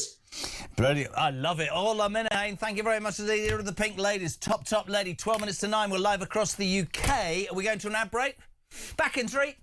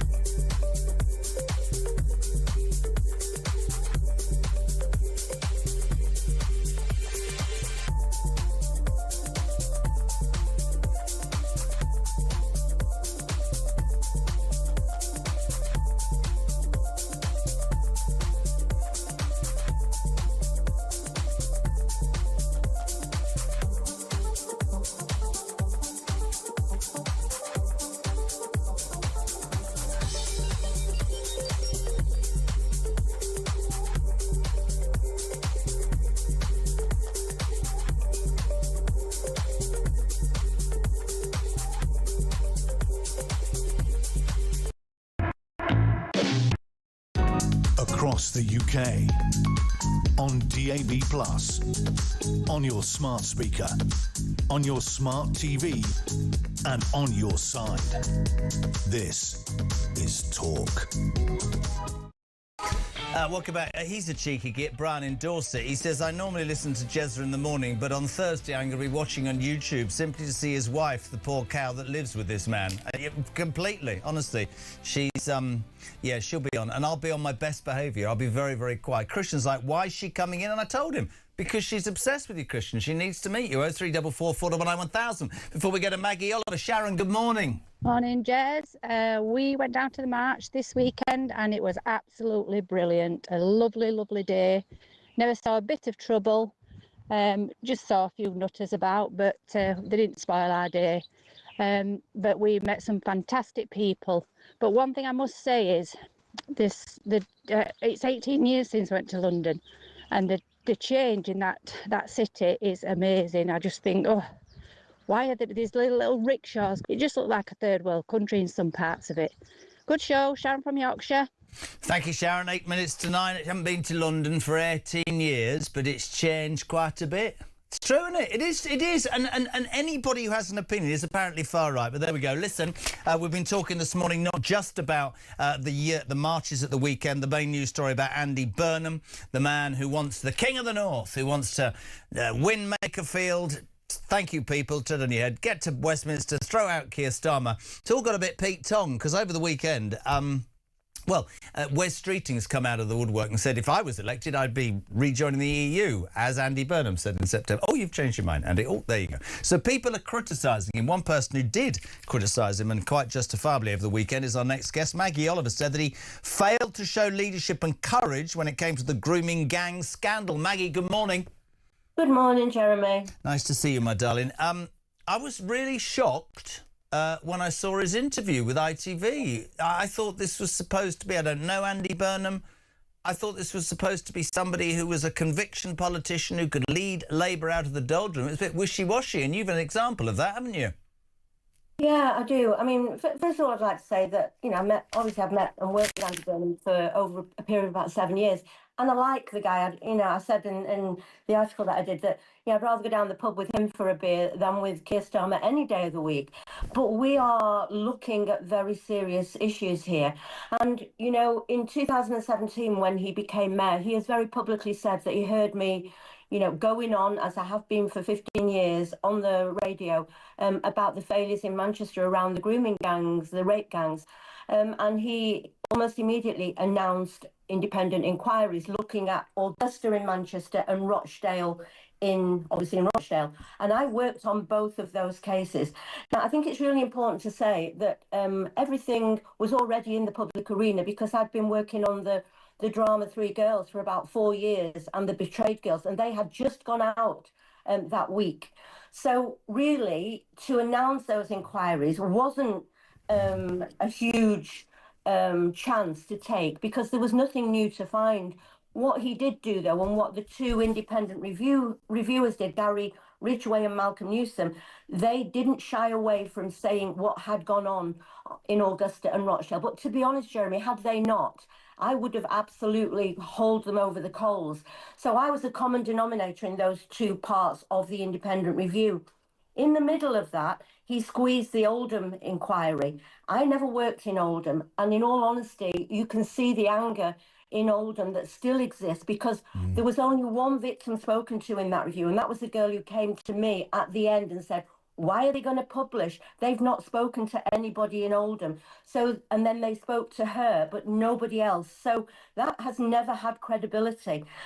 But my real disappointment, disillusion, anger comes from the assurance review, because at the end, after the Rochdale review and Augusta, the assurance review was meant to assess whether there had been a change since the handling of Rochdale and Augusta in the present day. Now, I worked with Gary and Malcolm. They knew inside out what was going on in GMP, because they'd been scrutinising it for 6 years. And they were forbidden from speaking to any victims or any survivors. I joined my voice to theirs, fighting for them to be allowed to interview people who had been working with GMP since 2019. And that was blocked at every step of the way. And it led to both Gary and Malcolm resigning in disgust because they felt that it was going to be a paper exercise. I was asked to join a stakeholder panel. They brought in HMIC. We had a meet and greet for an hour. And 3 months later, they reported the first part of that assurance review without speaking to me, any of the stakeholders, any victims, any survivors. And it made it a worthless exercise. And in all honesty, Jeremy, it was a repeat of what happened in ICSA when they looked at grooming gangs, organised networks, rape gangs. They allowed one victim to speak. So it was, they're marking their own homework. And would you say about Burnham, and you made the point in that interview, which I want to make, you said that he, made initial responses, but I have some direct questions. Would you say that despite his initial words that actually the truth is that he failed the rape gang victims? I think he failed to grasp the nettle when it came to looking at what's still going wrong today. It was very much a public relations exercise. He likes to be a people pleaser.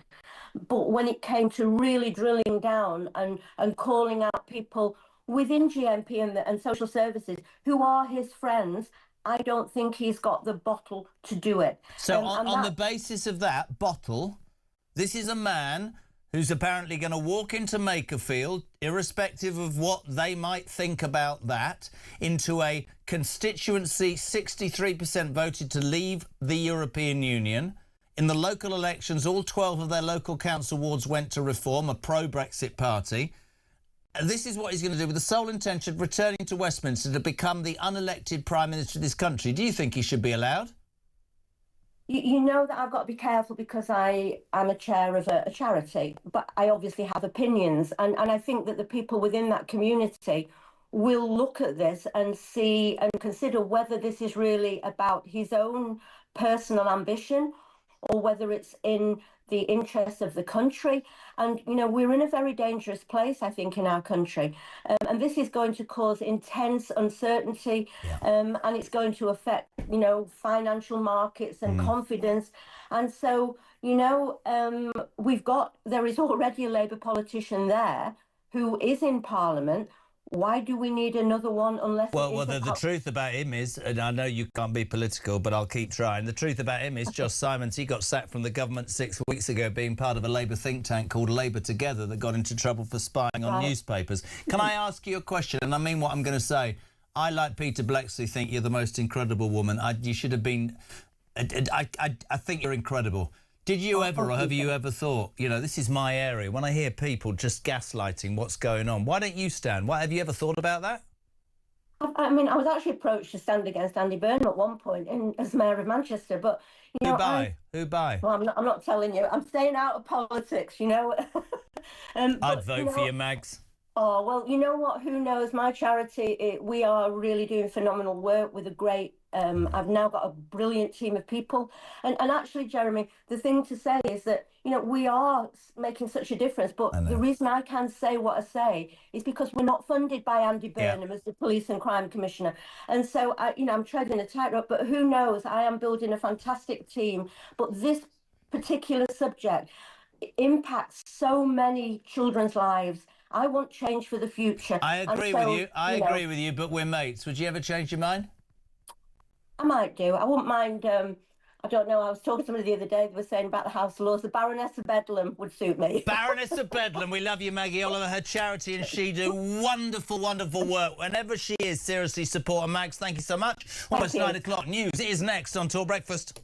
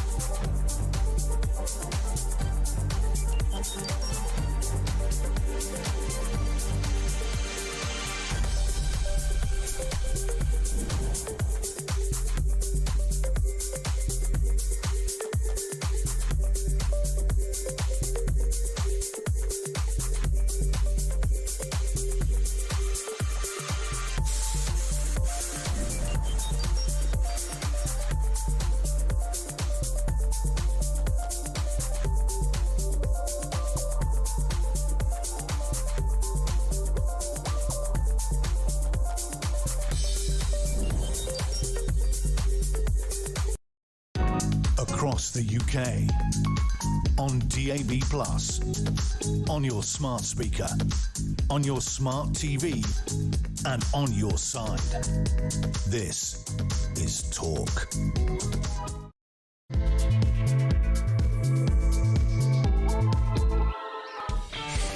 Welcome back, my friends. Just gone 9 o'clock. We're live across the United Kingdom. Welcome back to Talk Breakfast. This is, of course, the home of common sense and the place where your views on the day's news are most welcome and joyously received.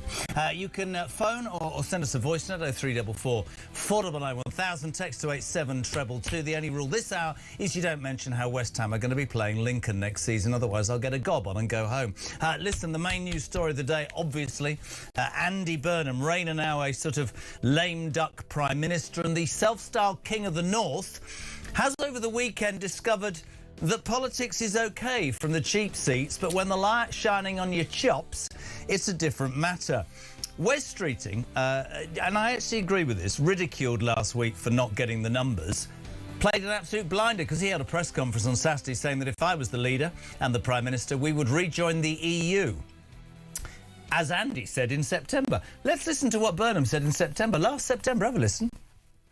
Long term, I'm going to be honest, I'm going to say it. I want to rejoin. I hope in my lifetime I see this country rejoin the European Union. I'm absolutely clear about that. I believe in unions of all kinds. The union that is the UK, the European Union benefited this country. Trade unions, people prosper more when they're part of unions of countries or whatever. That's my belief, so I'm going to say it clearly.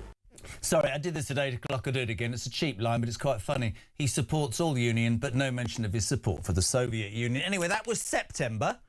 And then, lo and behold, when Streeting pulls the rabbit out of the bag that is the EU, suddenly realising that the constituency that he sort of strong-armed Simmons out of and he's going to set Makerfield, and I know all these people, I'm one of these people, 63% of them voted to leave the EU last time, and in the local elections that just took place, Reform, a pro-Brexit anti-European party, won all 12 seats. So when he was asked at the weekend, flip-flop Starmer-esque, have a listen, Andy. Are you in favour of rejoining the European Union?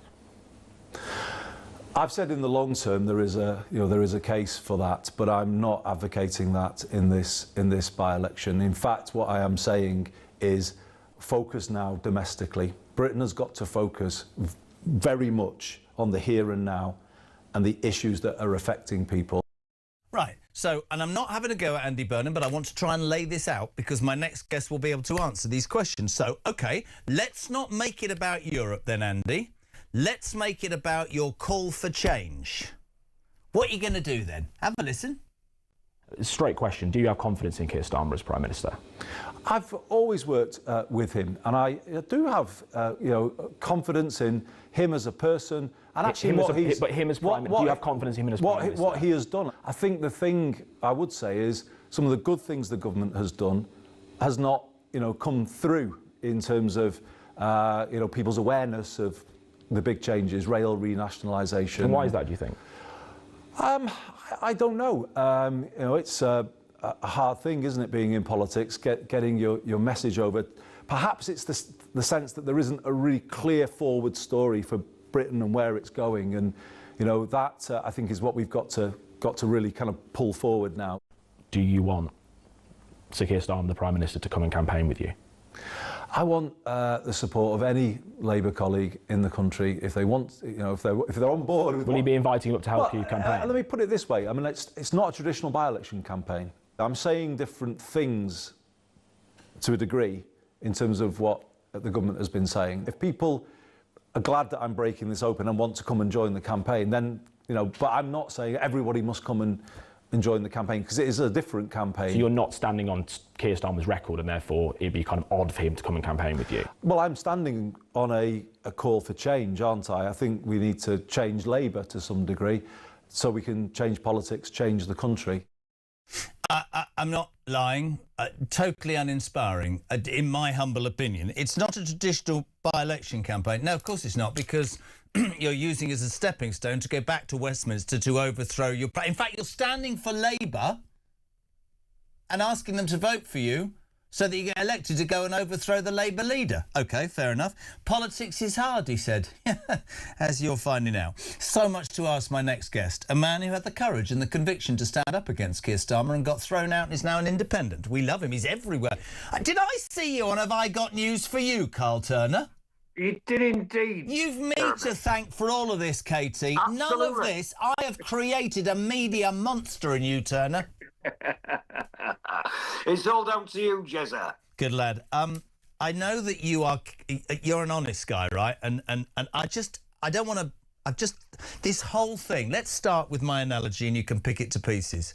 Last week, everybody said that Wes Streeting lacked the balls to stand up, didn't have the numbers, just stood at the side and bitched. He played an absolute bleeding blinder over the EU in terms of Andy Burnham, didn't he, Carl? Absolutely, of course, and it was bound to happen. You know, it's going to be difficult, this campaign, but we mustn't get ahead of ourselves, Jeremy. I think Simon Danshuk, who's a former colleague of mine, was right when he said you can't take the electorate of Makerfield for granted. So Burnham's not even formally announced as the candidate yet, never mind the Member of Parliament, so we've got to go a bit slowly. In terms of Streeting, he's bound to say, isn't he, that he wants to rejoin the European Union at some point in the future. Why? Because the electorate in the Labour Party, members, most of them, not all of them by any stretch, but most of them have decided that leaving the European Union in the way that we did, i.e. with the deal that we got, was an unmitigated disaster. And I would suggest something like 70% or even more of the membership want to rejoin at some point. Now, that's similar to what Burnham said, of course, in September last year. But again, we shouldn't take the electorate for granted. Membership, yes, Carl, but not Makerfield, where 63% voted to leave. Well, I know, and 74% of my electorate in East Hull voted leave. But the point I'm making, Jeremy, is if Burnham or Streeting became leader and PM, they would need to go to the country on a referendum question. It's for the birds to suggest we can just get into the European Union because we feel a bit like it and we think it's gone a bit bad. We would have to have the referendum. And I'll tell you something now. I supported Remain. But I'll tell you something. If I was going to the country again on a referendum, on the New Deal, i.e. we go in as a new member, the arrangement with the EU would be entirely different to what we had before. So we'd probably have to end up with a single currency. I wouldn't like that very much, if I'm being honest with you. So the question of going back in on the same terms as we were in is just it's just made up. It's just for the birds. Let's talk about, and I love, you picked up Simon Danshuk because I love this point, and I just want to say it to you, an MP, right? So he hasn't been selected yet, and yet they are lining up. Over the weekend, a woman who would know, by the way, I think she's terrified, a woman who would know that her constituents and the people in that area are leavers, Lisa Nandy, said, and I quote, "I'll be canvassing with Andy," wait for it. This morning, Calamity Lammy, who inspires everybody to believe that they can run Great Britain, he said, of course. Now, I'll be up there campaigning. So I put this to you as an ex-Labour MP. I don't know what happened to cabinet responsibility, collective. You've got two cabinet ministers going to Manchester, already admitting they're going to campaign for a man who hasn't been selected, who, if he is, wants to get their boss sacked. Well, exactly. Absolutely. That's how daft it is, really. Yeah. Well, we've got a situation now, Jeremy, whereby Reform fought the last local set of elections on the basis of vote reform, get Starmer out. We've now got a candidate, if in fact he's selected as the candidate, Burnham won't be saying it because he's not daft. But the people will be thinking, if I vote for candidate Andy Burnham, I'm going to get Starmer out. And they're right about that, because it's inevitable now that there's a contest against the Prime Minister as leader. Why? Because Wes Streeting announced it yesterday or the day before at the Progress conference. He's going to be standing. That means if Burnham's not elected as the MP, some other candidate from the left or the soft left in the Parliamentary Labour Party will stand against Streeting. Inevitable that there's a contest. Now, it's a matter for the PM if he wants to bow out gracefully. I suspect not. and be a candidate himself. I think he'll probably stick in. Why? Because I don't think he's ever really cared, if I'm honest, about the Labour Party and trade union movement. Somebody said to him in 2015, do you fancy being an MP? He said, yeah, if you don't mind. What do you think I'd like to do? He joined the Labour Party, I think 6 months before he became the candidate in that general election, and then eventually the leader of the party. Now, do I knock that? No. I supported him at the time. I supported him as the candidate. He was a pal of mine. But actually, what we've seen in terms of his management of the party has been shocking. And that's what the people can see. You, Ted, I'm doing this, then I'm not doing it. Winter fuel allowance, and then they get it back. Inheritance tax with farmers. What on earth were we thinking of? I can hardly believe we were doing these stupid things, but we were doing them. Why? Because his leadership was appalling. Jury trials. This is the man in 1997 who campaigned to scrap single judge trials in Northern Ireland, but now wants them for in England and Wales. Absolutely. I mean, good heavens above. You couldn't get any worse. But my point to Jump is, and I think he knows the game's up, but my point is to bring it back to Burnham. In that third clip, when, I mean, all these words, they come from politicians the whole term. You're one of the fewest that speaks honesty. Call for change. Everybody's just texting me going, he's just gaslighting. He's no bloody different. He's too terrified to say what he thinks about the EU because there's so many people in the Labour tent now. He's too terrified in that constituency. And I think the reality is, and this is not a pro-reform thing. I mean, reform just have to stick to their message because, as you just said, a vote for Labour is Starmer out. And you know what I think will happen, don't you? I used to think Starmer would either call a general election or sack them all. Do you know what I think he's going to do, Carl? Go on. I think he's going to pitch up there because he knows he's absolutely hated, and that'll wind them all up and they won't vote for Burnham. I think we have a sitting Prime Minister who secretly wants Reform to win that election. Well, I doubt that's true, to be fair, because, you know, when you're the leader of the Labour Party, you want Labour candidates to win. I think Keir Starmer's a lot of things, but I don't think he'd even contemplate expecting or preparing for an alternative candidate to win. Honestly, I don't think that's what he's about. But what I do say about Keir is he's got to accept and acknowledge that if he supports Burnham in this contest by physically turning up, it takes vote against him. It loses Labour votes. Why? Because his vitriol on the doorstep. He's toxic. They can't stomach him. Honestly. Why do you think the Labour Party? I know we're a certain area and you're a certain area, but why do you think Burnham is perceived? And I'm just being honest, because again, like I said to you, when the Tories were toxic and you guys got in, I'm the patriot. I wanted it to work. I'm sick and tired of Starmer. I'd like somebody, I don't have to support them, to do a good job. I was literally gobsmacked, Carl, hand on heart, by the lack of conviction, the lack of authority, and frankly, that interview, I thought he was really, really poor. And I'm not just saying that. I'd say to you, wow, he's got something on Starmer. I thought it was much of the same. I'm being honest. Well, look, I mean, I didn't see the interview, but I know Andy Burnham, and I think he's fairly impressive. And I think the difference is this, look. Whether we like it or you like it rather or not, or your viewers and listeners like it or not, Burnham is the most popular politician in British politics. Reason partly, Jeremy, that's what the polling says. Reason partly is because he's not been in the cabinet for the last 2 years. That's true. If he had been in the cabinet for the last 2 years, his popularity would have been diminished in the same way that everybody else's popularity in the cabinet has been diminished. But wouldn't be Burnham's fault or Rayner's fault or Streeting's fault. That'd be the leadership of the Labour Party's fault. Up in and downhill, up, downhill, turn round, shake it all about. We've never known where we've been. If I was still reading the Parliamentary Labour Party briefs, which I stopped reading in 2010, thank goodness, I'd be spinning round in circles. They were briefing that I'd gone mad. I'd actually be very ill. I couldn't agree more. I find it, I'm sorry, I know you say he's impressive, but I don't agree. And I'll tell you the other thing. It was really interesting. Have you noticed the silence from your lady, our Ange? Because here's the thing. This is absolutely true.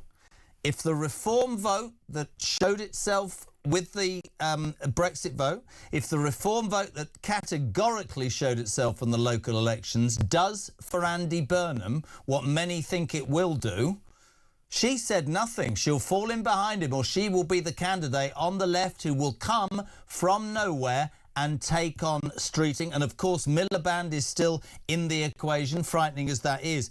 I'm just amazed. I'm being completely honest. I'm not amazed he's gone for the seat, because that's politics and it's a dirty business. I keep saying about the guy that's the MP. He was sacked, wasn't he? So he's got a grudge. But I do think that one thing, whatever your politics about the British people nowadays, Carl, is they've decided that their voice can be heard. They like, I think, to think that they're going to be treated fairly, and a lot in this country think they're not being treated fairly for all sorts of reasons, not just illegal immigration, not just all sorts of reasons. And I think the people of Makerfield are not going to fall for something that they see as you're just using us. Now, they might come out in their droves and prove that Burnham is the most popular person ever, right, in Labour, and he can be anointed. If he gets to Westminster, the next debate's going to be, hold on a second, and I'll put this to you. You're now Prime Minister, and you've actively said you want to rejoin the EU. That wasn't in your manifesto. There needs to be a general election, right? Yeah, listen, what I would be advising Burnham, and I've spoken to him recently and texted him a couple of times over the last few days. Did he ignore you as you're an independent? No, he comes back to me, does Andy, and we have a conversation. You know, we agree on a lot of things, me and Burnham. But look, what I would be saying to Andy is the first thing we need to be is honest, right? Yeah. When people in East Hull and Makerfield voted in Makerfield at 63 or 64%, in East Hull 74%, that wasn't because necessarily that they didn't like the relationship that the country had with the EU. It's because they've been let down for decades. We had 18 years of a Tory government, right? Mm-hmm. We then had, 13 years of a Labour government. We've now into we then had the coalition government for 40. They've had the same stuff for years by all of the parties. Deindustrialisation, jobs not safe, insecurity, earning not enough money, not being able to pay bills. That's not the EU's fault, and it's not Brexit's fault. So if we're going to this saying, listen, the answer to your prayers is rejoining the EU, we'll be lying again.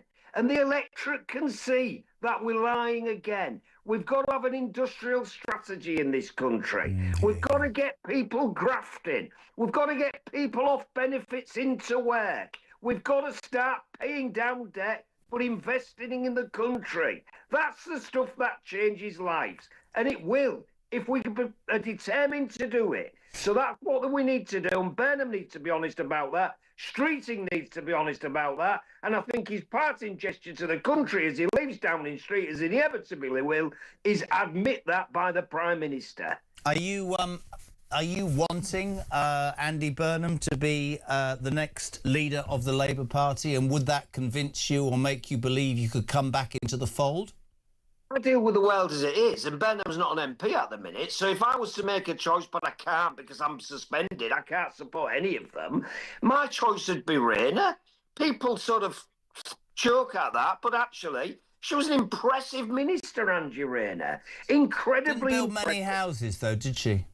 She didn't, but she was hardworking, she was determined. She spoke to the truth to power. The reason she was briefed and smeared and leaked against is because she told Starmer when she thought he was going wrong.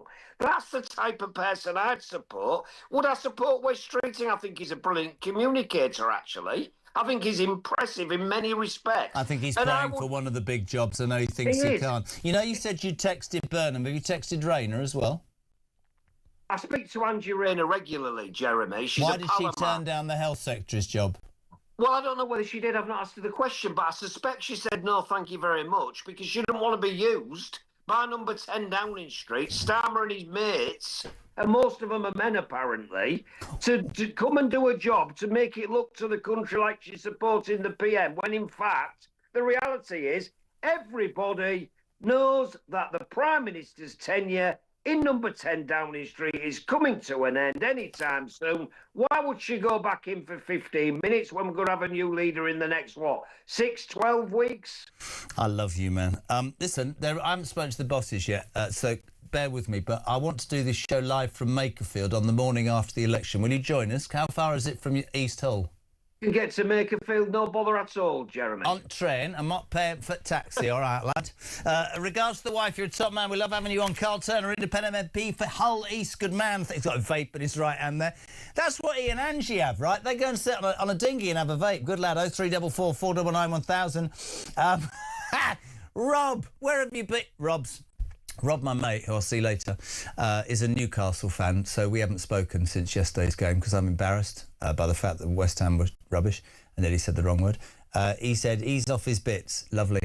Right, 9:23. If you want to be on 0344 499 1000. Jay on Maggie Oliver. Good morning. Cheers up. The lady you've just had on, fantastically spoken, well spoken. Used to know Andy Burnham. If she ended up with Reform or Restore, that woman would get serious votes. She really would.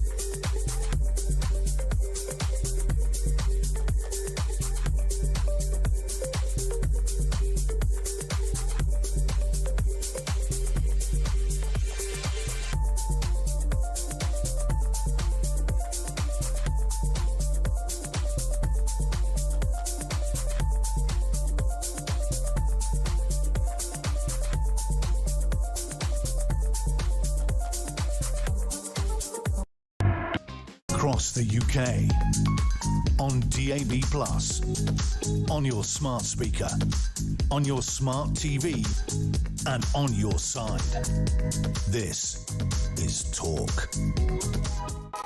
Welcome back, 9:26. Julia here from Tenny and Collins from 1 and Kev O'Sullivan on Drive this afternoon. That's how you line up on Monday the 18th of May on Talk Show of Common Sense. Joe says, hi Jez, Carl Turner for PM, he knows what he's talking about, he can string a sentence together and he doesn't stutter. That's interesting because Rob in Newcastle says he's off his bits. Carl for PM, says Tony. This will be riling him big time. Chrissy from Wales. Well, it says Chris from Wales, but then what's it is Chrissy. We voted to get out of the EU. Andy Burnham, Wes and Starmer, they're all playing the people. I reckon they're all working together to get what they want. Now we're getting really conspiratorial, aren't we? Brian Goodwin, I love Carl. He tells it like it is. Burnham is just the same as Starmer with sticky on eyebrows. Somebody sent me a message earlier saying he looks like Mikel Arteta. Can't trust him. Michael Wilkinson, why do politicians on Labour always say, let me be clear, or I want to be perfectly clear, when they are the complete and utter opposite of clear? In my life, we've never had a government as poor as them, and never has anything a government has said been less clear. Morning, Jez. The Tories should stand aside, and so should Restore. Rupert Lowe should put his loathing of Nigel Farage aside and put his country as first. Jeff, nobody wants Burnham up north. Like nobody wants Starmer up north. Both don't demonstrate what we people up north want. Lovely.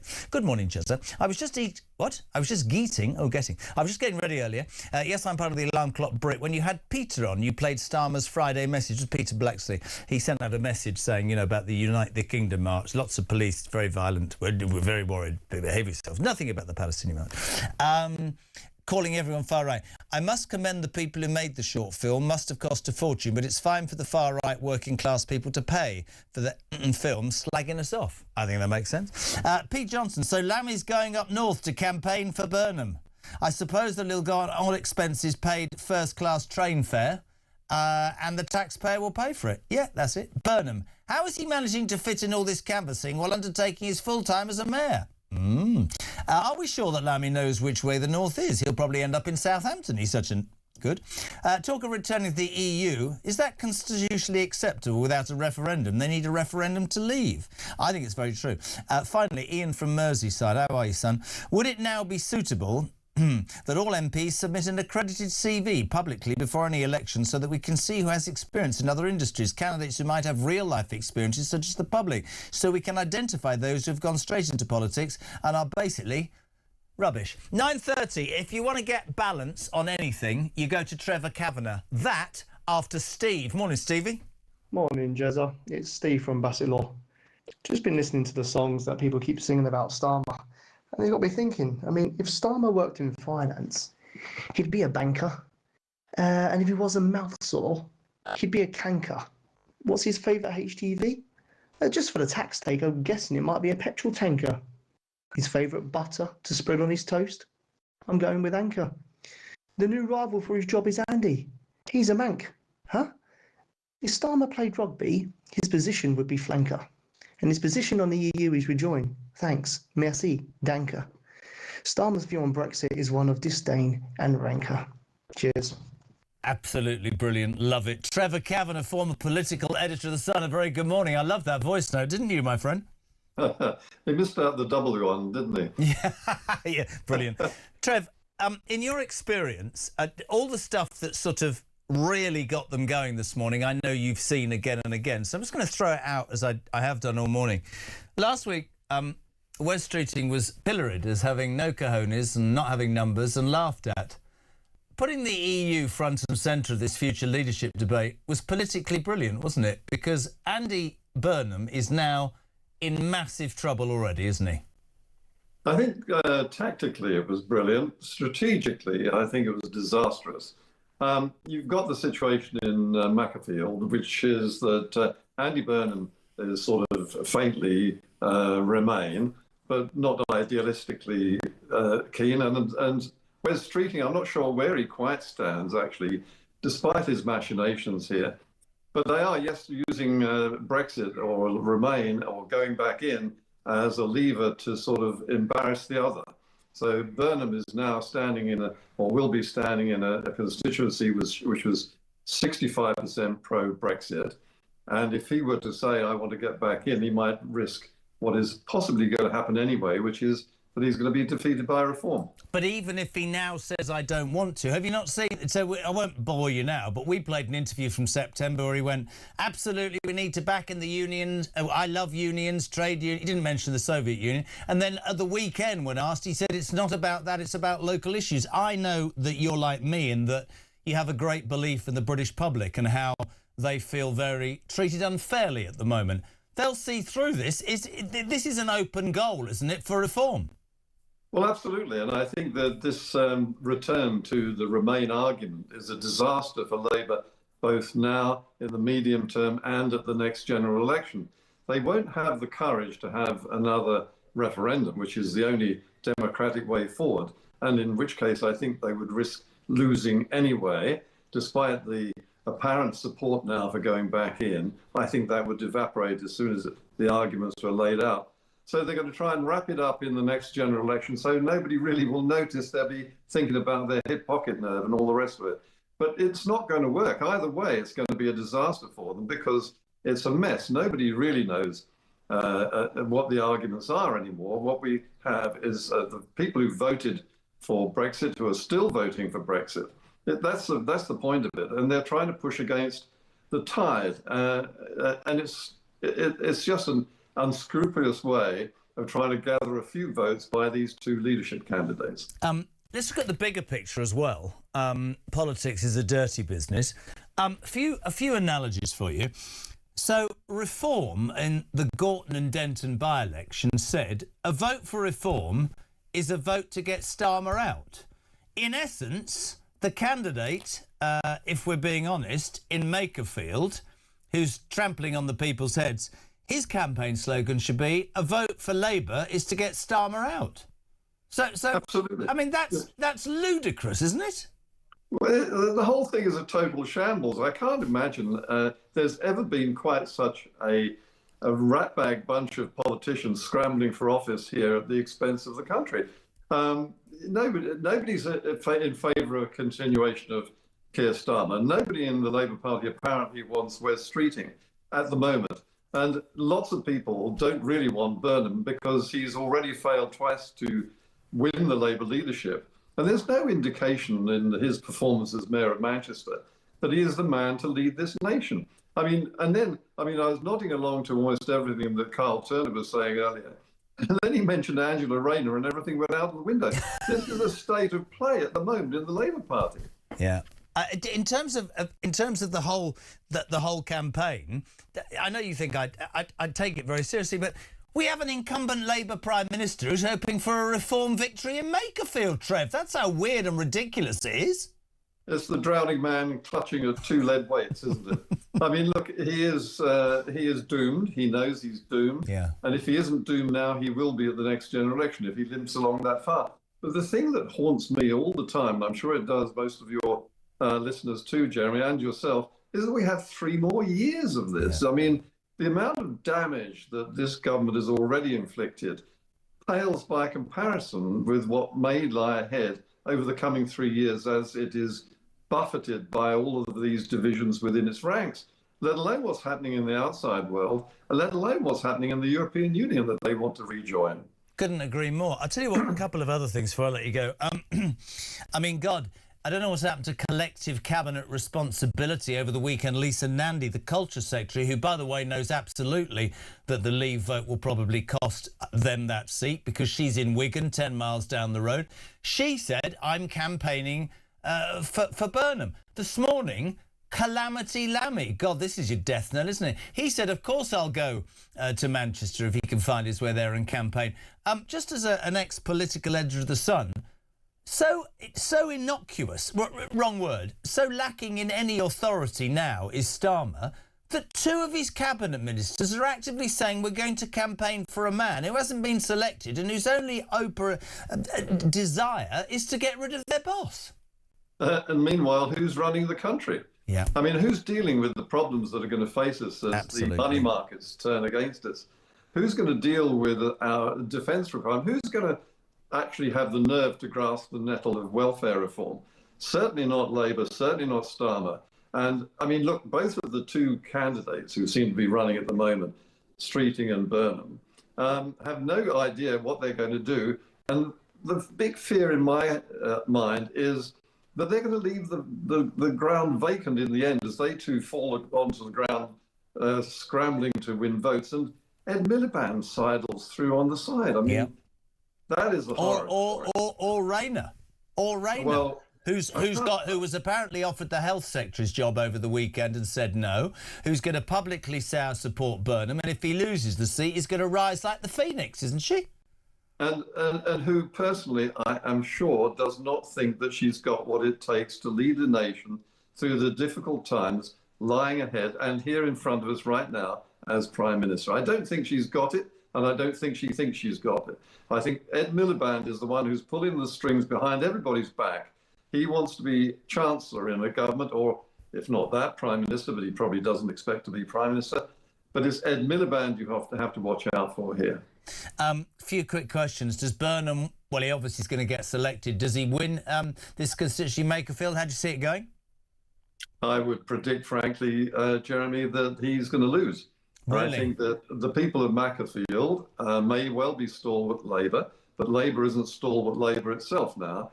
And I think that they don't want to be taken advantage of by a Chancellor like Burnham and being dumped by an MP who is already at the centre of a scandal over his scurrilous attempts to rubbish respected journalists on the Sunday Times. And they can see all this. I mean, the local voters are not fools. They will be able to assess all of this and decide they're not going to be made use of. So you think that Reform will win that? And who do you think will come through on the rails, or who do you think will be... I mean, I can't even bring myself to say the next Prime Minister because I don't believe that's right. I've said it all along, there should be a general election. I don't think it's I don't think it's proper and correct, but there you go.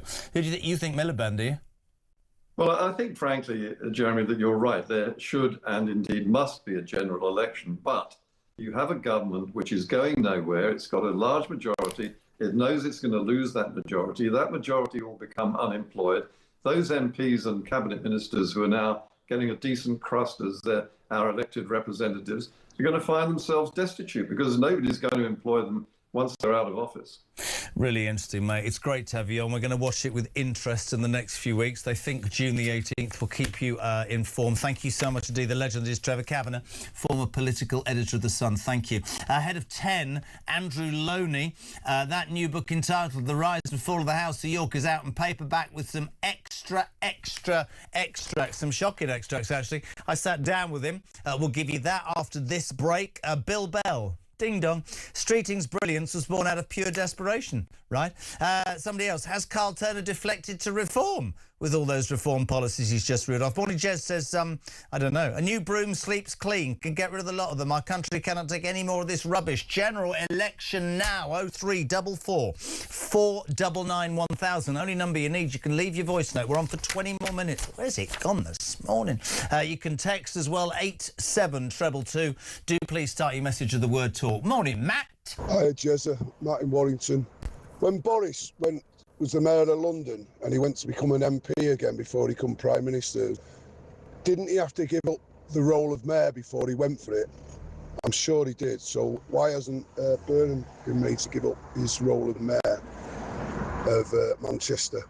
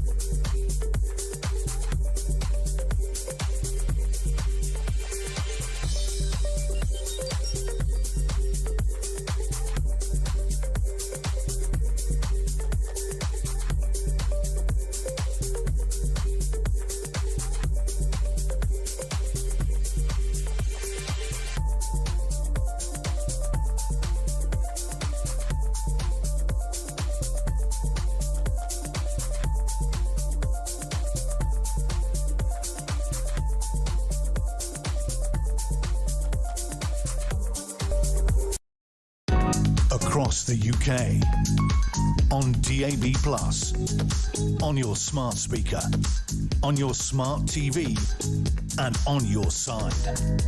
This is Talk. Welcome back. So on the way, I sat down with Andrew Loney, the man who wrote entitled The Rise and Fall of the House of York. I think it was Monday afternoon or Tuesday. New paperback version and some shocking... I can't even bring myself. Enjoy this. We'll read some more text in just a tick. This is me and Andrew Loney. Andrew Loney, good morning. So good to have you back on Talk Breakfast. How are things, my friend? Busy, as you can imagine, since the book's about to come out. Well, listen, I just for everybody listening, entitled, of course, The Rise and Fall of the House of York, a massive bestseller.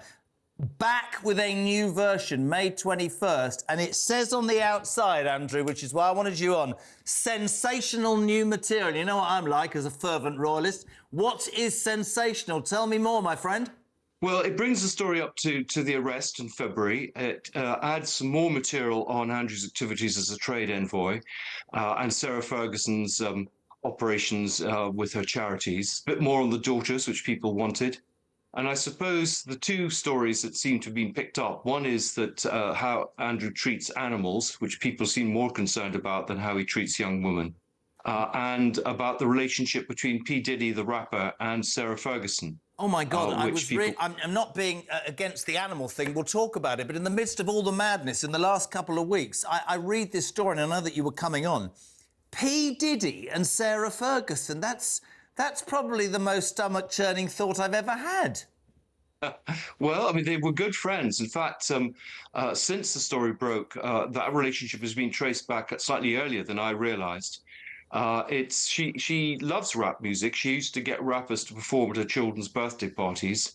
And so it didn't really surprise me. She's kind of drawn to bad boys, and he's the classic bad boy.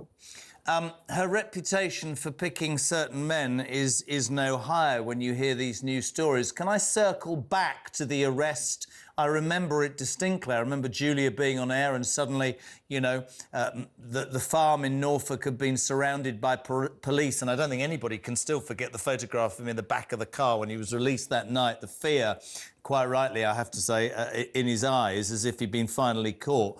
Where are we at with that? We haven't really heard anything since the arrest. I mean, from what you've gathered, is it an ongoing process? Is it ebbing away? Is it getting stronger by the minute? What do you know? Well, I don't know where they are. I mean, I've certainly written to law enforcement offering material I have. I had no response. I'm assuming the investigations are going on. I'm a little cynical about whether anything will happen. I just can't see the royal family allowing this story to appear, to happen, and to have him in court testifying. So something is going to happen. And I think this has been kicked into the long grass, that they're going to say it's a very complex case. It's going to take a long time, a lot of people to find. And we're going to be in a new reign before anything happens. I mean, I'm so with you, Andrew, because, I mean, we all think back to the Burrell case and the Queen intervened at the last minute, the story that he'd taken stuff, that mementos, artefacts from the late Diana, Princess of Wales, and just before it came to court, because, of course, at that point, the Queen is in charge of all the courts and can't be called as a witness, she said, no, we were aware of this and it was dropped. Surely, we all know this legally. If it ever got to court or near court, Andrew would just say, I told my brother and I told the late Queen. And the whole thing falls down on its backside, doesn't it? Yeah, I think that's the danger, absolutely. And I think, you know, they probably will bring charges against Mandelson. They'll argue that he was a public servant, he was being paid. But I suspect they'll make a distinction with Andrew as a trade envoy and say that he did this just for expenses.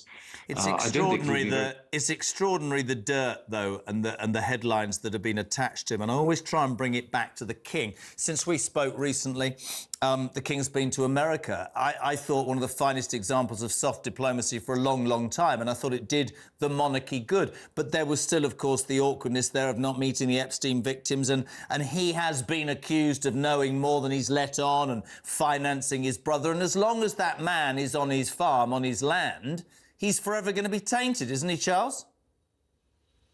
Yes, I think Charles does need to come clean about what the family knew. I mean, I think there is a suspicion that Andrew's been protected for many years. I mean, it's very clear what he was doing. I mean, there were complaints made to the palace. There were, stories appearing in the press going back 15 years. I mean, even when my book came out in August, nothing happened. So, I mean, you know, the Salman Turk case in 2022, £1.3 million unexplained in New York finances, the 2010 filming of Sarah Ferguson sending access to Andrew for £500,000. I mean, nothing seems to have been done at any of these stages. So it's always too little, too late. And they're dragged screaming and kicking into doing anything. Do you know it would be very easy.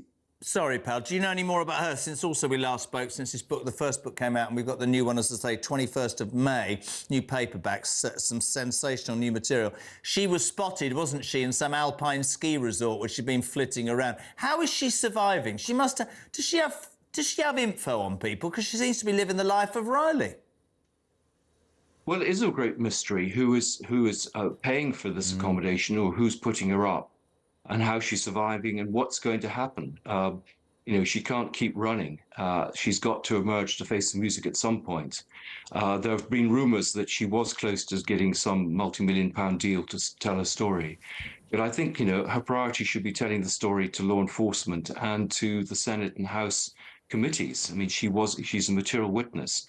And I think there's a good case to bring charges against her, given company law and charities law and various other things. Do you believe the irony? The irony could be, because he is or was an ex-prince, son of the Queen, that it could be kicked into the long grass for him for reasons that none of us would agree with, and you think about the victims, which is what this should be about, but actually she might end up being prosecuted and not him?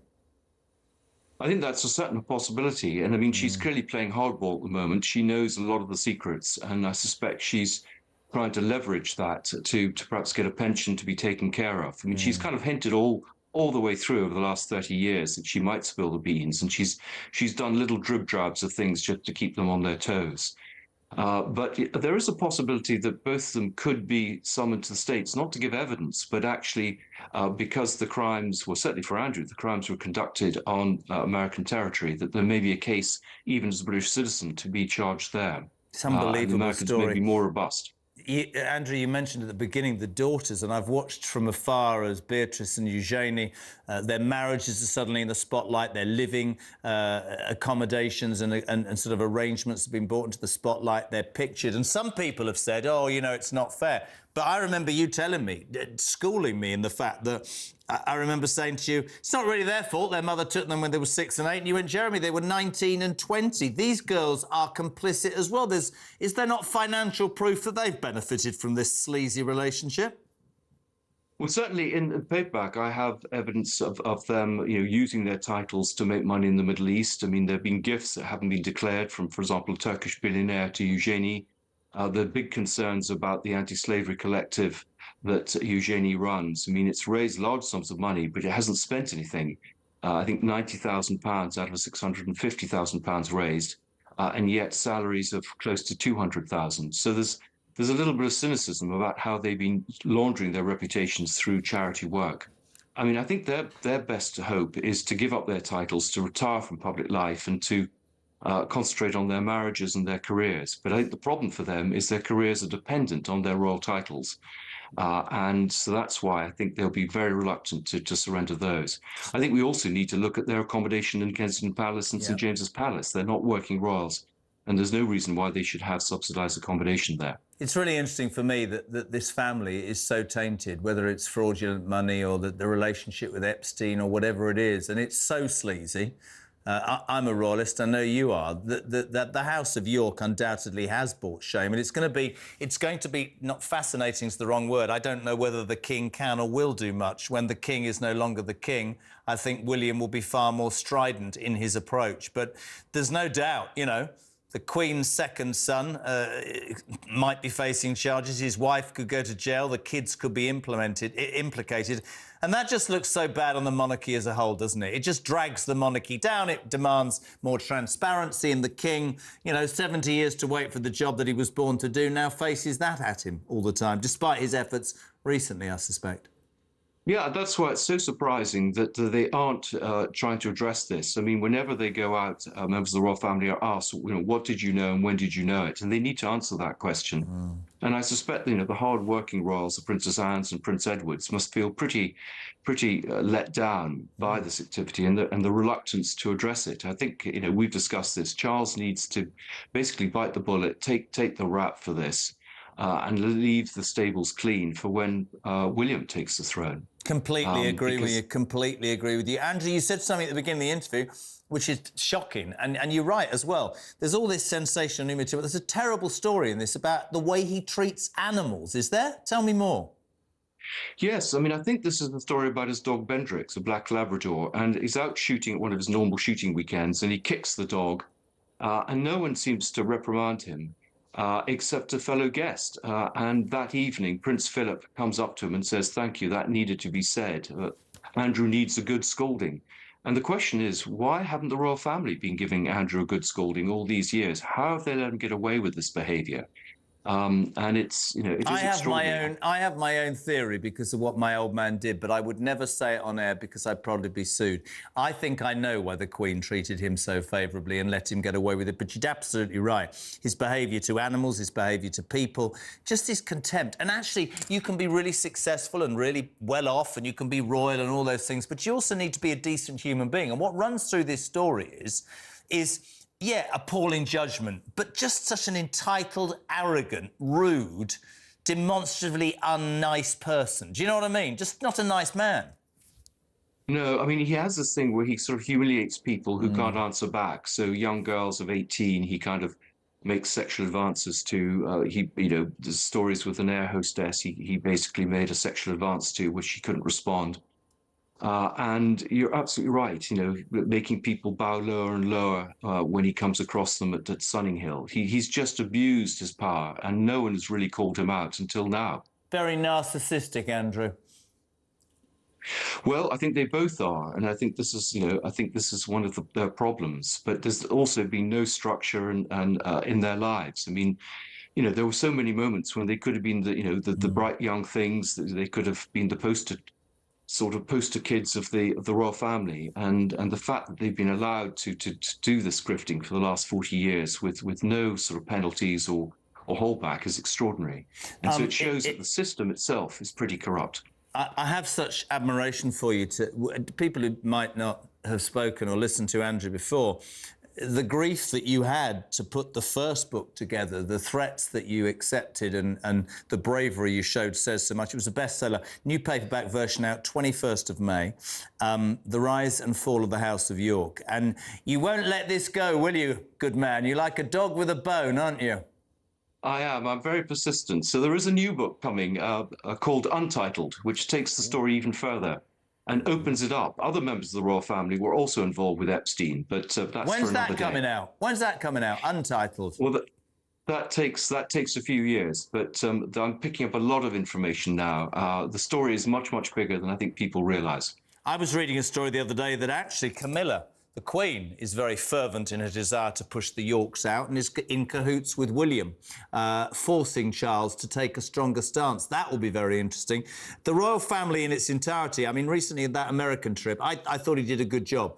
I thought his humour and his ability to do soft diplomacy and to have Trump in the palm of his hand was fantastic. But like you, I worry about the stain on the royal family, what the Yorks have done, and especially those two odious human beings over in America. That marriage will end soon, by the way. £1 million on that, I tell you.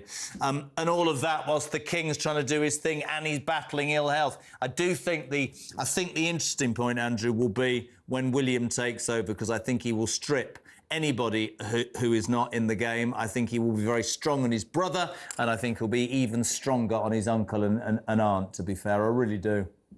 I agree. I think, we now need a monarchy fit for the 21st century, and we haven't really had it.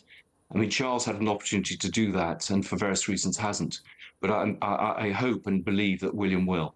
Listen, we can't wait for the new paperback version, please. Andrew Loney, entitled The Rise and Fall of the House of York, and a new one in how long, Andrew? When's the next one going to come out? Well, they take about 4 years, so I look forward to talking to you in 4 years' time. Well, hopefully we'll speak before then, but thank you so much indeed for coming on Talk Breakfast. Go and get this book, ladies and gentlemen. Paperback version of entitled The Rise and Fall. The only man brave enough to tell the world exactly the truth about the Duke, or the ex-Duke of York, and his wife, who have grifted for years and years. Good man, Andrew. Thank you very much indeed. This is Talk Breakfast. Thanks a lot. Can I just point out, right, that was a pre-recording, as I said. Tony, didn't Jezza have a white shirt on earlier? Am I going mad? It's pink now. It was a recording. Thank you very much, Steve, for listening for breakfast. Back tomorrow morning at 6. Julia on the way. More about Burnham. More about Burnham. It's all going on. 0344 499 1000. Your text messages as ever on Talk throughout the day. 87222. Julia at 10, Ian at 1, and Kev at 4. Have a great day. Ta-ra!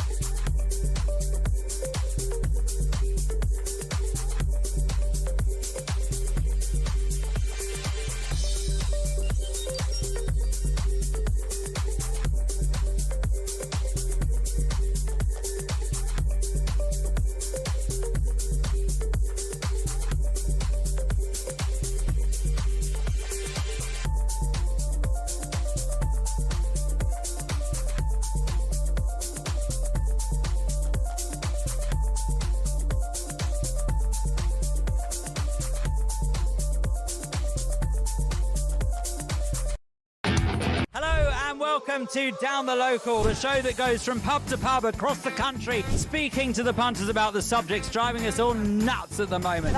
Rachel Reeves, Rachel Thieves, Rachel McCounts. I don't really know Meghan Markle.